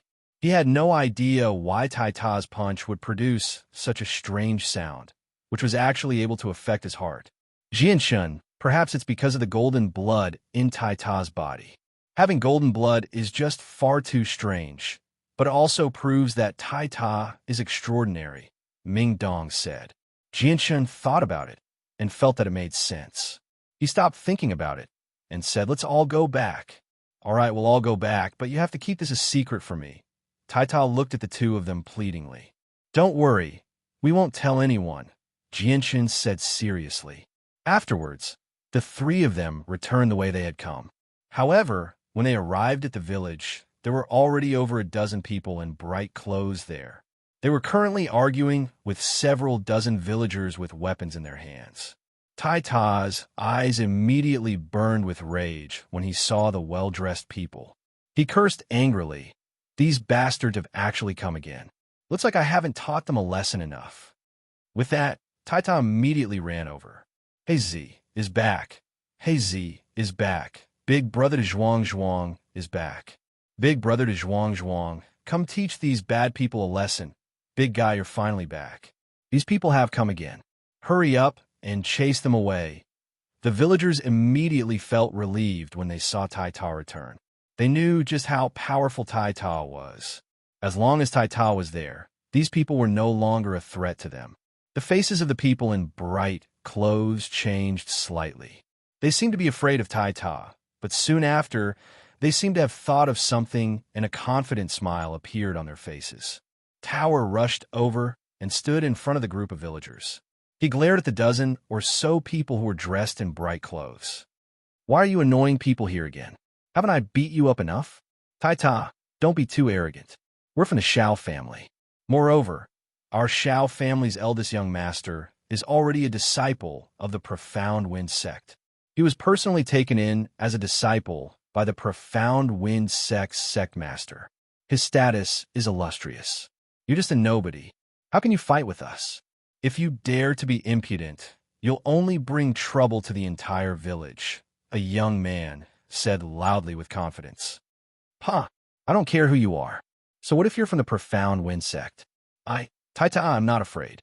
Anyway, don't even think about taking my sister away. If you don't leave, then Taita, will have no choice but to chase you away with my fists. Taita clenched his fists so tightly that the bones in his fists cracked. Taita, you don't know what's good for you. It's your village's fortune that our Shao family's eldest young master has taken a liking to someone from your village. You don't even cherish it. You should know that there are countless young ladies from prestigious families in the kingdom of Jessen who want to marry our eldest young master. A young man in blue robes said sternly. A young man in luxurious blue robes said sternly. If it weren't for the fact that they had suffered at Taita's hands and knew how powerful Taita was, they wouldn't have wasted their time arguing with Taita. At this moment, Jianshan and Ming Dong walked over. Jianshan glanced at the luxuriously dressed people and asked, Taita, what's going on? Taita said angrily, they're from the Shao family. They saw that our village's sister Chiu was pretty, so they wanted to take her away by force and marry her off to some Shao family's eldest young master. These annoying fellows have already come a few times before, but I've chased them away every time. However, they'll come back after a while. It's so annoying. When the people from the Shao family saw Jianshan and Ming Dong's extraordinary appearances and luxurious clothes, they immediately understood that the two of them had a certain background. However, they didn't take them seriously. Now that the eldest young master of the Shao family had been accepted as a direct disciple of the Profound Wind sect's sect master, his status had risen greatly. In the kingdom of Jessen, there weren't many people that they couldn't afford to offend. Who are you two? This is our Shao family's matter. If you know what's good for you, get the hell out of here. Offending our Shao family is equivalent to offending the profound wind sect. The consequences aren't something the two of you can bear. A young man who seemed to be in his 30s pointed at Jianshun and Ming Dong as he called out. He was extremely arrogant and domineering. "You're courting death." Jianshun and Ming Dong's expressions sank. Ming Dong let out a low roar, and a faint green light flashed. He instantly arrived before the young man who spoke and slapped him in the face. Slap! With a crisp slap, the young man was sent flying by Ming Dong's slap. He landed on the ground 3 meters away in a wretched manner. Half of his face was injured and covered in blood. The young man opened his mouth and spat out a mouthful of dirty blood and a dozen white teeth. He glared at Ming Dong with a venomous expression. Just as he was about to speak, the opening and closing of his mouth affected the wound on his face. He grimaced in pain and quickly shut his mouth. "Who do you think you are? How dare you speak to us like that?" Ming Dong stared at the young man in disdain. The might of Ming Dong's slap had intimidated everyone present. Whether it was the people from the Xiao family or the villagers, they were all so shocked that they didn't dare to say anything. The villagers knew how powerful the Xiao family was. Ming Dong had injured a member of the Xiao family with a single slap, so they were very worried that the Xiao family would take revenge on them. On the other hand, the young men from the Xiao family were stunned by Ming Dong's strength. We're from the Xiao family. The first young master of our Xiao family is the direct disciple of the master of the Xianfeng sect. Have you thought about the consequences of offending our Xiao family?" A young man stared at Ming Dong in both shock and fear as he yelled out sternly. "What Xiao family? I've never heard of it. If you don't want to end up like him, then piss off. Don't ever appear here again. Otherwise, even if I spare you, my brother probably won't spare you," Ming Dong sneered. The young men from the Xiao family were furious, but they dared not say anything. They were extremely fearful of Ming Dong injuring one of their companions. They knew that not only was the young man before them more powerful than Tai Ta, but his attacks were also much more vicious than Tai Ta's. He would not show mercy just because they were from the Xiao family. "Let's go." The young men from a Xiao family did not dare to stay for long and left with their injured companion. Looking at their departing figures, an old man muttered worriedly, "We've definitely offended them this time. The Xiao family is extremely powerful. If they take revenge, we'll be in trouble." "Uncle, don't worry. If the Xiao family really dares to come, we'll definitely help you deal with it," Jianshan said with a faint smile. A trace of disdain appeared in his eyes. Although he had never heard of the Xiao family, he had heard of the Xianfeng sect. It was a sect within the kingdom of Jessen.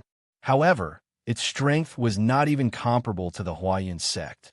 Since the Xiao family took pride in having a relationship with the Xianfeng sect, their strength was obvious. "Young masters, thank you for helping Qiuyu resolve her troubles. Qiuyu is extremely grateful." At this moment, a gentle female voice rang out from behind them. Chapter 539. Staring at Qiuyu's pretty and innocent face, Ming Dong chuckled. "So you're Qiuyu. You really are pretty. No wonder the Xiao family wants you to marry that young master time and time again." Although Qiuyu was born in a small mountain village, she had a face that would make many young ladies jealous. Although she was still a distance away from being devastatingly beautiful, if she was placed in the outside world, she would still be a rare beauty. Qiuyu blushed slightly when she heard Ming Dong's praise. She became slightly shy. "Brother Ming Dong, don't bully my sister Qiuyu. Otherwise, even if I can't beat you, I won't forgive you," Tai Ta grumbled at Ming Dong unhappily. He was very protective of Qiuyu inside. Ming Dong looked at Tai Ta with a strange gaze. He laughed evilly. "Tai Ta, I only praise Miss Qiuyu a little, and you're already so nervous. Don't tell me you've fallen in love with her." Tai Ta blushed and immediately became embarrassed. He stammered, "How could that be? Sister Qiuyu is so pretty. I'm not worthy of her." Ming Dong stared at Tai Ta strangely. His expression was extremely exaggerated as he smiled. "I never thought that a casual joke of mine would actually hit the nail on the head. Brother Tai Ta, love needs to be spoken aloud.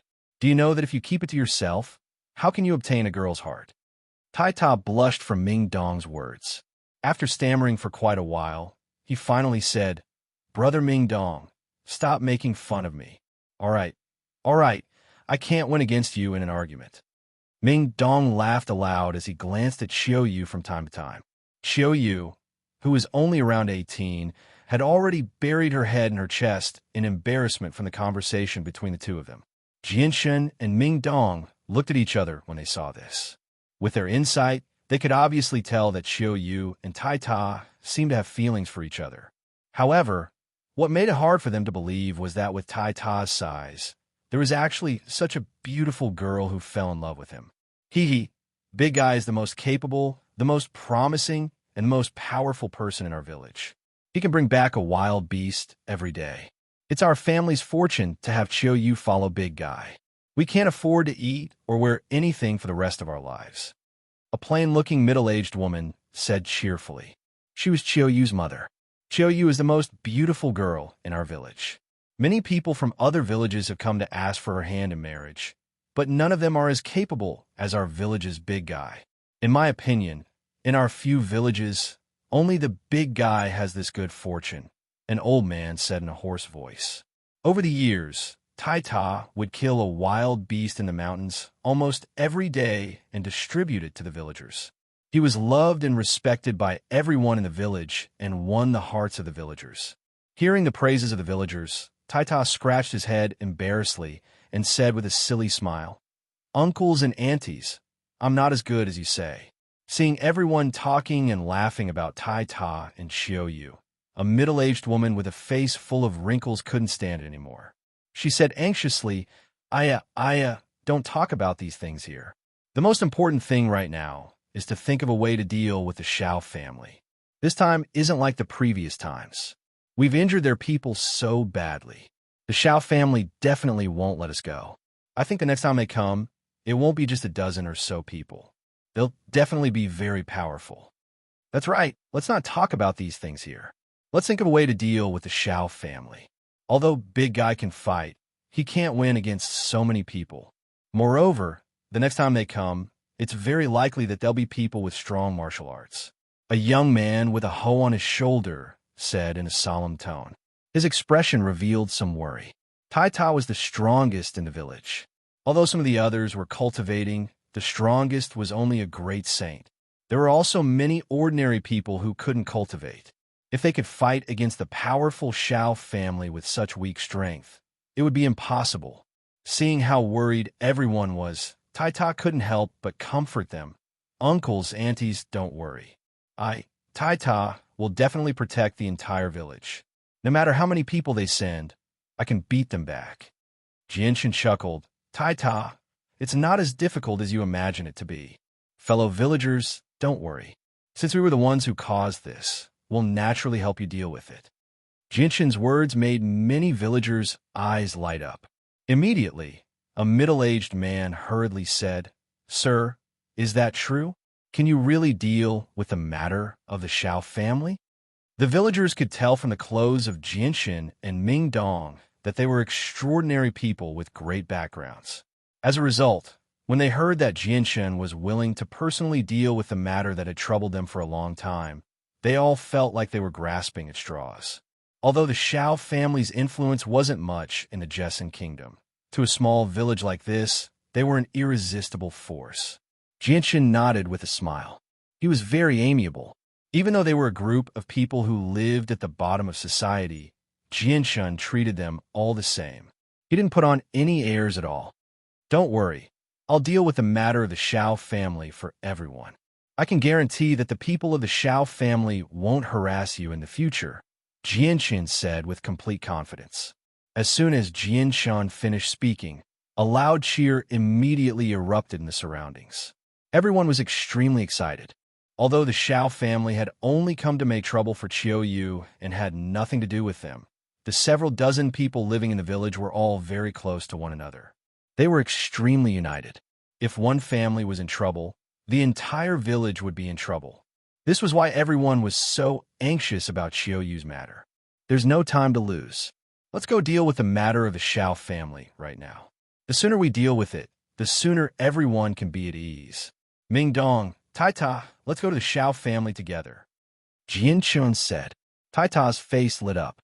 He happily said, "All right, the two of you are much more powerful than me anyway. With the two of you around, I don't think the people of the Shao family will dare to go too far." "Go too far?" Ming Dong smiled in disdain. He said, "Look at my brother's status. He's already giving the Shao family a lot of face by going personally. What right does the Shao family have to go too far in front of my brother? They can't even wait to curry favor with him."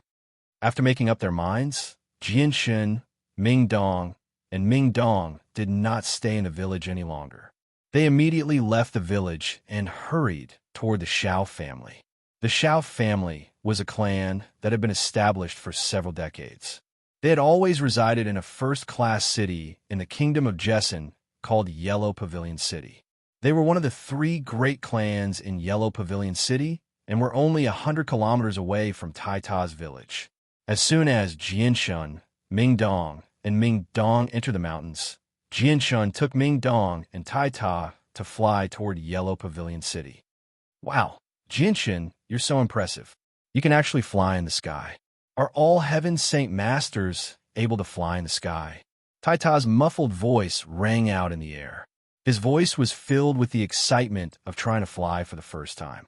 Flying was extremely fast. In just a short moment, they had crossed 100 kilometers.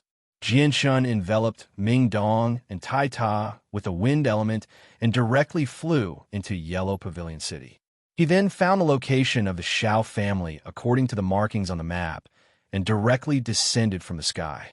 Jianshun, Ming Dong, and Ming Dong landed in the spacious estate of the Shao family. Because the 3 of them had descended from the sky, this scene was not only noticed by the guards in the estate, but also by many people on the streets outside. Immediately, a commotion broke out, and the news of Heaven's Saint Masters arriving in Yellow Pavilion City quickly spread. As soon as Jianshun, Ming Dong, and Ming Dong landed in the courtyard of the Shao family, a few middle-aged men quickly ran over from the surroundings. They glanced at the 3 of them in surprise and shock before politely bowing. One of them politely said, "I am the captain of the guards of the Shao family." "Welcome, sirs." Jianshan indifferently glanced at the guards and emotionlessly said, "Immediately call the patriarch of your Shao family to come see us." "Yes, sirs. I will immediately go and report this. Please head to the main hall to rest." The captain lowered his head and acted like he was groveling. This was the first time he had come in contact with a Heaven Saint Master at such a close distance. He was so frightened that he did not even dare to ask about their identities or intentions. "There's no need. The person I'm looking for should be here soon," Jianshan indifferently replied while looking ahead. A group of people in luxurious clothes hurried over. There were around 20 of them, both young and old. The person at the very front was a middle-aged man who seemed to be in his 40s. The group arrived before Jianshan, Ming Dong, and Ming Dong. They stared at the 3 of them in surprise and doubt. They had already discovered that a Heaven Saint Master had arrived in the Shao family earlier, which was why they had called for all the important people of the Shao family to come out and receive them. However, they could not help but feel doubt when they saw the appearance of Jianshan, Ming Dong, and Ming Dong. This was because the 3 of them were just too young. They did not seem to be Heaven Saint Masters at all. Chapter 540. There's no need to be so courteous, Patriarch Shao. I am Chanyang Shoten, and I've come to discuss something with you. Jianshin spoke very indifferently. However, when they heard the name Chanyang Shoten, all the important members of the Shao clan trembled. They stared at Jianshin's young and handsome face in shock. Their eyes were filled with disbelief. "May I ask if you are the 4th young master of Chanyang Shoten from the Chanyang prefecture of Lore City?" The Patriarch Shao asked with a trembling voice. They had all heard of the name Chanyang Shoten. He was a well-known figure in the kingdom of Jesson. Not only was he a prodigy, having reached Heaven's Saint Master in his 20s, but he was also the imperial protector of the kingdom of Jesson. His status was so great that even the king of the kingdom of Jesson paled in comparison. "That's me," Jianshin replied. The expressions of the Shao clan's upper echelons, who held real power, changed drastically. Immediately after, they bowed deeply once again and shouted, "Greetings, Lord Imperial Advisor." This time, everyone's voices were trembling and excited. mixed with some nervousness.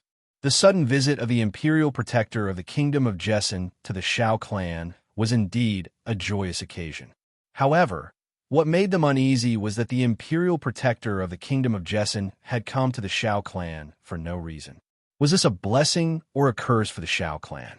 Esteemed imperial protector, please enter the main hall of our Shao clan. Let our Shao clan play host to you. The patriarch Shao said respectfully, but he felt rather uneasy inside. There's no need for that. Patriarch Shao, I've come to discuss something.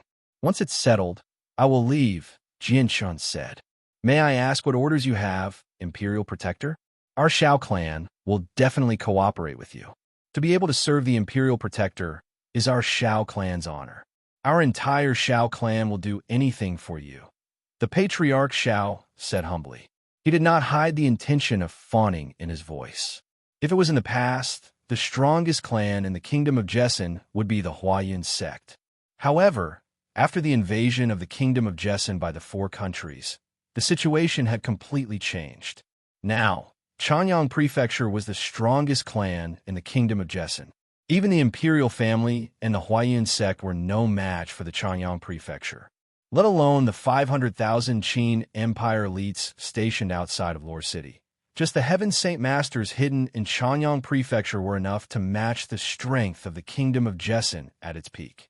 This was because the matter of several Heaven Saint Masters from Chanyang Prefecture defeating 10 experts from the Heavenly Eagle Kingdom was no longer a secret in the Kingdom of Jessen.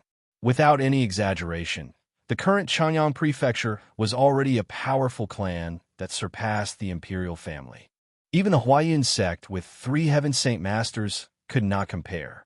In Chanyang Prefecture, the 4th young master, Chanyang Shoten, was an important figure.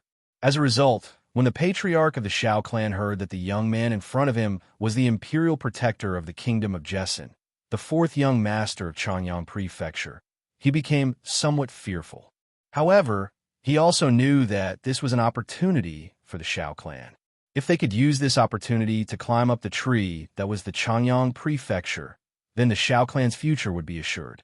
In the kingdom of Jessen, there was nothing to be afraid of. As a result, he hurriedly expressed his goodwill and expressed that the Shao clan was very eager to serve the Chanyang Prefecture. Although Jianshun could tell that the patriarch of the Shao clan was expressing goodwill, he was not moved at all. He calmly said, Patriarch Shao, recently, there were people from your Shao clan who went to my brother's hometown to make things difficult for a woman. I hope that you can properly discipline your subordinates. I hope that there won't be a next time. Otherwise, don't blame me for being merciless. Towards the end, Jianshun's tone became extremely cold.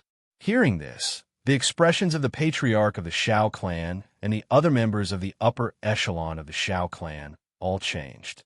In an instant, their faces became pale as cold sweat dripped down their foreheads. The patriarch of the Shao clan was extremely frightened. He knelt down and said in a frightened voice, Imperial Protector, please calm down. Please calm down. It was my Shao clan's fault for not disciplining them properly, which almost led to such a huge mistake. I, Shao Yun, will definitely punish those people severely. I will definitely give you a satisfactory explanation. There definitely won't be a next time. I hope you can do as you say. I won't pursue the matter in the past, but there definitely won't be a next time. Jianshun coldly said. There definitely won't be a next time. There definitely won't be a next time. Shao Yun hurriedly replied. Her heart was filled with panic. She knew that if the 4th young master of Chanyang Prefecture wanted to make a move against the Shao clan, then even if they climbed up the big tree that was the Profound Wind sect, it would be useless. Even the Huayan sect, which was stronger than the Profound Wind sect, did not dare to offend the Chanyang Prefecture, let alone the Profound Wind sect, which was weaker than the Huayan sect. Go back and personally apologize to the people in the village. Jianshun indifferently said, Yes, we will definitely do it. We will definitely do it. The patriarch of the Shao clan hurriedly said, not daring to disobey. Seeing that the patriarch of the Shao clan was so cooperative, Jianshun nodded in satisfaction. Then he looked at Tai Ta and asked, Tai Ta, are you satisfied with this solution? Satisfied. Chanyang Shoten, you really do have a lot of face. I didn't think that this matter would be settled so easily. Taita happily laughed. The matter of the Shao clan being settled so perfectly without any effort made him feel very happy. Since the matter is settled, then we should return.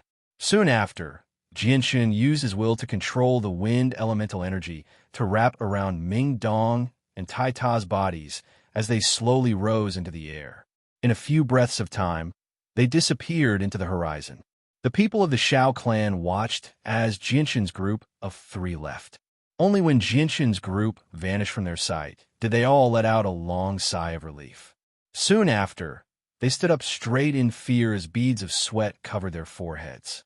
The patriarch of the Shao clan, Shao Yun, allowed a long sigh of relief before his face suddenly sank. He glared at the dozen or so members of the upper echelon of the Shao clan behind him and yelled out, "Investigate! Investigate immediately! Find out who offended the brother of the 4th young master of Chanyang Prefecture in the shortest amount of time possible. Once you find out, there will be no mercy." "Yes, Patriarch," everyone replied in unison. Their faces all became extremely stern. They knew that they had almost brought great trouble to the Shao clan this time, and it would have been great trouble. Jinshan's group of 3 returned to the mountains very quickly after flying for a short while. Afterward, they landed in the lush mountains and walked towards the village. As soon as they entered the village, Tai Ta excitedly told the villagers that the matter of the Shao clan had been settled. All the villagers were extremely excited. They all cast grateful gazes at Jianshan and Ming Dong, thanking the 2 of them profusely for a long time. After comforting the villagers, Jianshan was pulled into the house by Tai Ta, who happily chatted with him. Tai Ta's mother personally cooked a few dishes to entertain Jianshan and Ming Dong. "Oi, Chengyang Shangtian, I remember that you were around the same strength as me when we were in Kargath Academy. How have you become so powerful in just a few years? Do you have some sort of secret that can make you stronger quickly? Teach me quickly." Tai Ta eagerly stared at Jianshan. On the Tian Yuan continent, there was not a single person who did not wish to become stronger. Even the honest Tai Ta was no exception. Jianshan's interest was piqued. He chuckled, "Of course I do. I just don't know if you're willing to take this path. What secret? Hurry up and tell me. I, Tai Ta, will definitely become as powerful as you. Even the patriarch of the Shao clan has to kneel before you. If I become as powerful as you, then I can let the people in the village live a carefree life for the rest of their lives. Moreover, they will have an endless supply of meat every day." Tai Ta's face was filled with excitement. "The secret is very simple. Let me tell you," Ming Dong immediately said. Ming Dong beat him to it. "Tai Ta, if you want to increase your strength quickly, the best way is to go to the outside world to train. With your talent, you'll be burying your potential if you stay in this godforsaken village. The outside world is not only wonderful, but you can also learn a lot of things. It's much better than staying in this poor village." Tai Ta scratched his head and said in thought, "Really? But what you said does make sense. Back when I was in Kargath Academy, I couldn't defeat Chanyang Shoten, but Chanyang Shoten wasn't much more powerful than me. However, ever since he left Kargath Academy to wander the Tian Yuan continent, I never thought that he would become so powerful in just a few years. Is it really possible to increase your strength quickly on the Tian Yuan continent?" Tai Ta, Ming Dong is right. Only by wandering in the outside world can you increase your strength quickly. At the same time, you'll be able to learn many things and experiences that you'll never be able to touch here. I just happen to have a mercenary group under me, and I plan on developing it in the next few days. Right now, I'm in need of manpower. If you're willing, why don't you join our mercenary group? In the future, we'll roam the Tian Yuan continent together and do our best to develop this mercenary group and make it the greatest mercenary group on the Tian Yuan continent," Jianshan encouraged. Tai Ta's eyes lit up. He said rather happily, "Does that mean we could be together every day?" "Of course." Jianshan smiled. "All right, then I, Tai Ta, will follow you from now on. Wherever you go, I will go." Tai Ta agreed excitedly. Jianshan smiled happily after successfully pulling Tai Ta into the Flame mercenary group. He said, Tai Ta, go bid farewell to the people in the village. We'll leave tomorrow. Come to my home first. I still have a few friends I want to introduce to you." The next morning, Jianshun, Tai Ta, and Tai Ta gathered outside the village. They were about to leave. All the villagers had gathered outside the village. They all looked at Tai Ta reluctantly as they waved goodbye. "Brother de Zhuang, you have to come back soon." Qiuyu stared at Tai Ta with tears in her eyes. She was reluctant to part with him. Tai Ta's expression became complicated as he looked at Qiuyu. He waved his hand and said, "Sister Qiuyu, I'll be back soon. Once I'm back, I'll have the ability to protect the entire village. I'll also earn a lot of money. I want the entire village to live a happy life. Sister Qiuyu, if you don't mind me, Tai Ta, being a boor, once I earn enough money, I'll come back and marry you." Tai Ta had to muster up his courage to say the last sentence. After he finished speaking, his face had turned completely red, and there was a hint of red in his dark skin. Chapter 541. Jianxin and the other two left the village and headed straight for Lore City. After 2 hours of unhurried travel, Jianxin and the other two finally returned to Lore City. They then landed in Chanyang Prefecture. "Greetings, fourth young master." A group of guards hurriedly bowed to Jianxin as they passed by. Their faces were filled with respect and admiration. Jianxin waved his hand and said, "Continue your patrol." "Yes." The guards answered in unison, and then continued their patrol. "Chanyang Shoten, is this your home? It's so big." Tai Ta looked around in amazement. Jianxin chuckled. "Come, let's go to where I live. I'll introduce you to a few friends." Jianxin led Tai Ta to the palace-like building he lived in. At the same time, he called over a servant and said, "Go inform Dugu Feng, Senior and Yunzheng to come here immediately." Jianxin brought Tai Ta into the palace he lived in. However, as soon as he entered, Tai Ta, who had not seen much of the world, was stunned by the layout. He constantly looked around with envy. "Chanyang Shoten, so this is the room you live in. Your family sure is rich." Tai Ta sighed. Ming Dong could not help but say when he saw how Tai Ta looked like a country bumpkin who had just entered a city for the first time. "Big guy, there's no need for you to be envious. Once you have enough strength in the future, you'll be able to enjoy this treatment no matter where you go." Tai Ta's eyes became filled with determination when he heard that.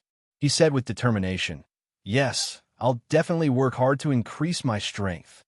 At this moment, Dugu Feng, Yunzheng, and Senior walked in at the same time. As soon as they entered the room, they heard Senior An's gruff voice. "Jianxin, you're finally back. When are we leaving? I still like the days of wandering around outside. Staying here all day is boring me to death." Jianxin smiled and said, "Everyone take a seat. I'll also introduce a new friend to everyone." Everyone took their seats, and Jianxin introduced Tai Ta to everyone. Everyone exchanged a few pleasantries before gradually quieting down. Jianxin pondered for a moment before announcing, "Now that everyone is here, we'll set off tomorrow morning. Everyone go back and prepare. If you need any daily necessities, get them all ready by today. We're leaving tomorrow." "Chanyang Shoten, where are we going?" Tai asked in confusion. "The Blue Kingdom." After leaving his room, Jianxin went to see Chanyang Ba and Bai Yuntian and told them about his departure. Although Chanyang Ba and Bai Yuntian were very reluctant to let their child leave so soon, they knew that their child had grown up and had many things to do. It was impossible for him to stay at home all the time. Therefore, the two elders didn't say anything more after a brief reminder. After that, Jianxin found Xiaotian and the others and told them that he was leaving. When Xiaotian and the others heard that Jianxin was going to develop his own mercenary group, they understood that Chanyang Prefecture didn't need them anymore. They said goodbye and planned to leave the kingdom of Jessen early the next morning and return to the Qin Empire. Jianxin also visited Qin Shaosan's parents. Jianxin took good care of these two relatives of Uncle Qin Shaosan. However, Jianxin couldn't forget Qin Shaosan's matter. He had wanted to restore Qin Shaosan's damaged holy weapon more than once to make up for the guilt in his heart. However, he hadn't found a way to do so. The next morning, Jianxin hugged the sleeping white tiger in his arms and gathered with Ming Dong, Taita, Dugufeng, Yinzheng, and Senior and in the courtyard of Chanyang Prefecture. Due to Jinshan's special status in Chanyang Prefecture, all the higher-ups of Chanyang Prefecture came out to see them off. Several Class 3 magical beast mounts were already prepared outside the gate of Chanyang Prefecture. They were quietly waiting at the gate under the guidance of several guards. Xiangtian, your second sister, Mingyue, ran away from home a long time ago. We don't know where she went. Although we've sent out a lot of people to look for her, we haven't found any trace of her. You have to help us keep an eye on her when you're outside. Second Aunt Yu Fengyan looked at Jinshan with a pleading expression. Her daughter had been missing for so long without any news. As her mother, she was very worried. Second Aunt, don't worry. I'll do everything I can to find her, Jinshan said sternly. Chanyang Mingwei used to care for him very much. Now that she was missing, Jinshan became rather worried as well. Bai Yintian held Yu Yu's hand and arrived before Jinshan. She said, Xianger, with your strength, you should be able to hold your own outside, so there should be very few people who can harm you. Why don't you take Yu Yu with you? Yu Yu grew up in the Imperial Palace. Aside from a period of time in Kargath Academy, she hasn't had much contact with the outside world. You can take Yu Yu out to relax this time. Hearing that, Jinshan glanced at Yu Yu. He saw that Yu Yu was wearing a set of tight clothes today. She was dressed very casually, giving off the aura of chivalrous woman. She was currently standing quietly beside by Yun Tian with a shy expression on her face. With her appearance, anyone could tell with a single glance that she was prepared for a long journey. Jinshan thought about it for a moment and felt that with their current lineup, they wouldn't encounter too much danger in the Blue Wind Kingdom. Adding on the fact that Yu Yu was already prepared, it wouldn't be good to refuse, so he might as well agree to this proposal. He smiled and said, All right, since you want to go out and relax, then come with us. Hearing that, a happy smile appeared on Yu Yu's face. Ever since she was young, she really hadn't seen much of the outside world. After Jinshan bid farewell to the people of Chanyang Prefecture, the group of 7 mounted their magical beast mounts and slowly walked out of Lore City. After leaving Lore City, Jinshan once again went to the barracks of the Eastern Deity Sword Legion stationed outside of Lore City. He met with Qin Wuming, Qin Wushuang, and Qin Wushuang, and gave him some instructions before leaving on his 3rd grade magical beast mount. Qin Wuming, Qin Wushuang, and Qin Wushuang stood outside the barracks and watched Jinshan's group leave. When Jinshan's group disappeared from their sight, Qin Wushuang said, Father, now that the matter in the kingdom of Jessen has been settled, and the Imperial Protector has also left, when do you think we should withdraw the army? Qin Wuming chuckled when he heard that. He said, It'll be very, very difficult to withdraw the army.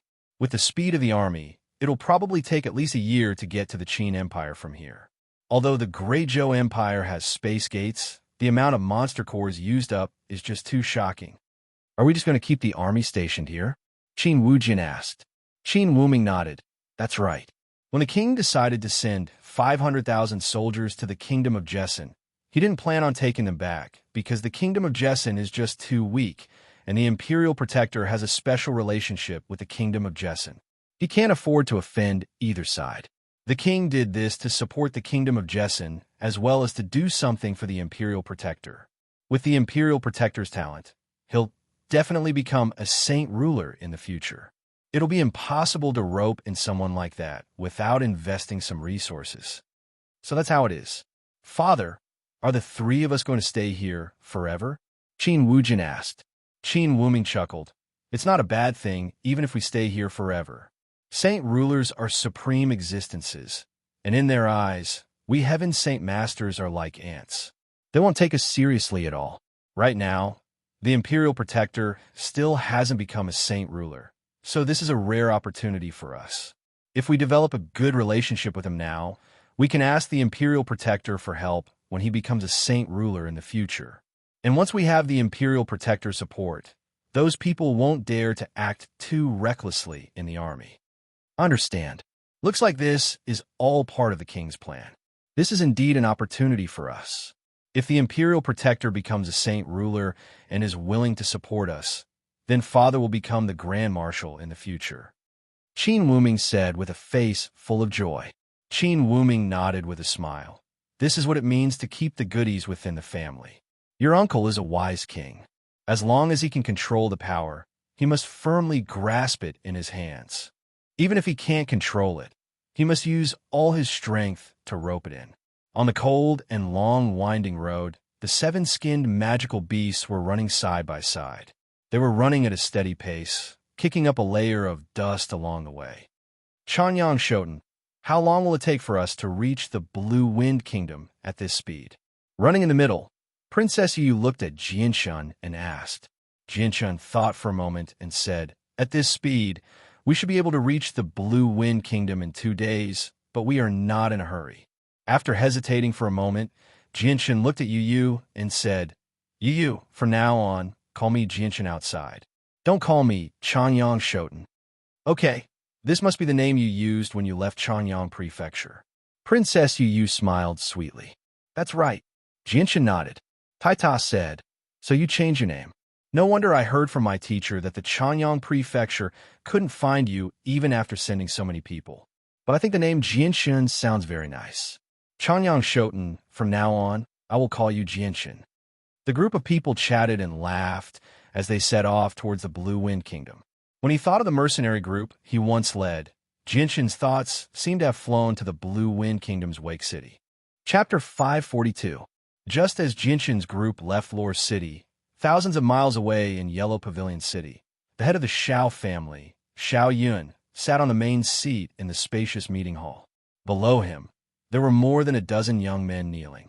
If Jianshun's group were here, they would definitely recognize them. These young men were the ones who tried to capture Qiuyu in Iron Tower Village. Master, we have found out that these people offended the 4th young master of Chanyang Prefecture. A burly middle-aged man cupped his hands and said to the head of the Xiao family. The head of the Xiao family, Xiao Yun, stared at the people below with a gloomy face. His sharp eyes made the young men not dare to look at him. Master, please spare us. Please spare us.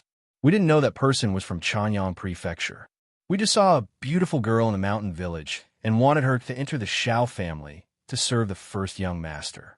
We did all this for the 1st young master. Master, please spare us. Please spare us. We won't dare to do this again. Patriarch, please give us a chance. Please let us go. The young men also knew that they had made a big mistake, so they all knelt there and begged for mercy. Xiaoyan snorted and said, drag them out and break their legs. Yes, the middle-aged man answered, and then immediately asked a few guards to drag the young men out and break their legs. Tie them up and bring gifts. We will go to the mountain village to apologize to the villagers. The head of the Xiao family ordered again. The head of the Xiao family personally went to the countryside to apologize to the villagers. It was enough to show that the head of the Xiao family attached great importance to this matter. The Cross Mountain Range was the largest magic beast mountain range in the Tianyuan continent. It crossed the entire continent and almost divided the Tianyuan continent into 2. It occupied an extremely vast area. Countless magical beasts lived in the Cross Mountains. It was a paradise for magical beasts, a place where they gathered. Most of the Class 6 magical beasts on the Tianyuan continent were gathered here. Only a small portion of them lived in the outside world. There was also a legend on the Tianyuan continent. Not only did a large number of Class 6 magic beasts live in the depths of the Cross Mountain Range, there were even many Class 7 magic beasts that had already taken human form. It was a forbidden area for humans. None of the human experts who entered the depths of the Cross Mountain Range could come out alive. As a result, the depths of the Cross Mountain Range had become a forbidden area in the hearts of humans thousands of years ago. Even Heaven's Saint Masters did not dare to enter this forbidden area. At this moment, in the depths of the Cross Mountain Range stood a 3-meter-tall, bare-chested, middle-aged man. The middle-aged man was burly, and his upper body was embroidered with a layer of golden lines under the sun. His bronze muscles bulged high, and he was very well developed. On his lower body, he only wore a pair of shorts that only covered his knees, and his feet were bare. The middle-aged man's hands hung by his sides as he stood there hesitantly. The light in his eyes flickered, as if he was making up his mind about something. He was standing at the border between the Cross Mountain Range and the outside world. I've already searched the depths of the Cross Mountain Range. There's no presence of the winged tiger at all. Even Rum Guinness' presence has vanished. Looks like Rum Guinness has left the depths of the Cross Mountain Range with the winged tiger long ago. They've gone to human territory. The only way to kill the winged tiger is to enter human territory. The middle-aged man muttered to himself as he frowned. Rum Guinness has already violated the treaty we made with the humans. Do I have to spread the news and let the humans deal with her? The middle-aged man pondered, but soon shook his head and said, "No, this matter involves the ancient divine beast, the winged tiger. It's a matter of great importance. We can't let the humans know. Otherwise, if the humans tamed the winged tiger in its infancy, it would be a huge disaster for us magical beasts in the future. It looks like the winged tiger can't stay in human territory for long. We have to kill it as soon as possible. But once I step into human territory..." The middle-aged man's voice gradually faded away as a deep fear appeared in his eyes. A moment later, the middle-aged man's eyes flashed. The light emitted from his eyes made the space in front of him tremble. He seemed to have finally made up his mind and said in a low voice, "Almost all of the human powerhouses are in seclusion. As long as I hide carefully, they won't find me." The middle-aged man suddenly stepped forward and crossed the border between the Cross Mountain Range and the outside world. Then his body shook slightly and shot forward at an incredible speed, disappearing in the blink of an eye. 2 days later, at the border fortress of the Blue Wind Kingdom, a group of mercenaries escorted a large number of carriages into the fortress. In the crowd, 7 Class 3 magical beasts were riding side by side.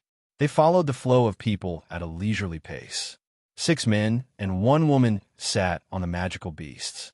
Although some of them wore simple clothes, they had an imposing appearance. With a glance, one could tell that they weren't ordinary people. The surrounding people didn't dare to get too close to them. They all stayed far away from them, afraid that they would accidentally offend these people who were obviously not simple people with a single glance. After 2 days of trekking, Jinshin's group finally arrived at the Blue Wind Kingdom. After entering the territory of the Blue Wind Kingdom, Jinshin's group didn't stop at all. They hurried on their way to Wake City. The Class 3 magical beasts ran on the ground at an extremely fast speed. Along the way, they kicked up clouds of yellow dust. From afar, it looked like an earth dragon. Just like this, after half a day of travel, Jinshin's group finally arrived at Wake City when the moon finally set in the west. At this time, it was already evening and the horizon was covered in a dusky color. In the distance, only a small portion of the fiery red sun was left outside. However, it still emitted a bright red light that illuminated half the sky. At the wide city gates of Wake City, there were very few people going in and out. There were only a dozen tired-looking soldiers guarding the city gates. Jinshin's group slowly approached Wake City on their magical beast mounts. Seeing the damaged walls of Wake City because of the magical beasts, Jinshin's expression became complicated. There was a trace of nostalgia in his eyes. Wake City. Although it was a small third-grade city, Jinshin's struggles and hard work had been left behind here. Here, Jinshin had left behind far too many deep memories, fragments of memories of him growing up step by step. Ming Dong and the others were also curiously sizing up the somewhat old walls of Wake City. Ming Dong suddenly opened his mouth and said, "Jinshin, your mercenary group isn't in this city, right?" Jinshin nodded and said, "They used to be, but it's been a while now. I don't know if they're still in Wake City." As they spoke, Jinshin's group had already entered Wake City. They stopped a passerby and asked, "Brother, is the Raging Flame mercenary group still in Wake City?" That's a strange question. The Raging Flame mercenary group has always been stationed in Wake City. If they're not in Wake City, where else could they be? The passerby looked at Jinshin with a strange expression.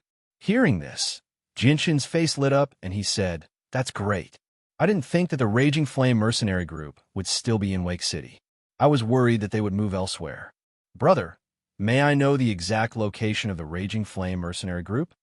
"They're in the Kai clan's courtyard in the southwest."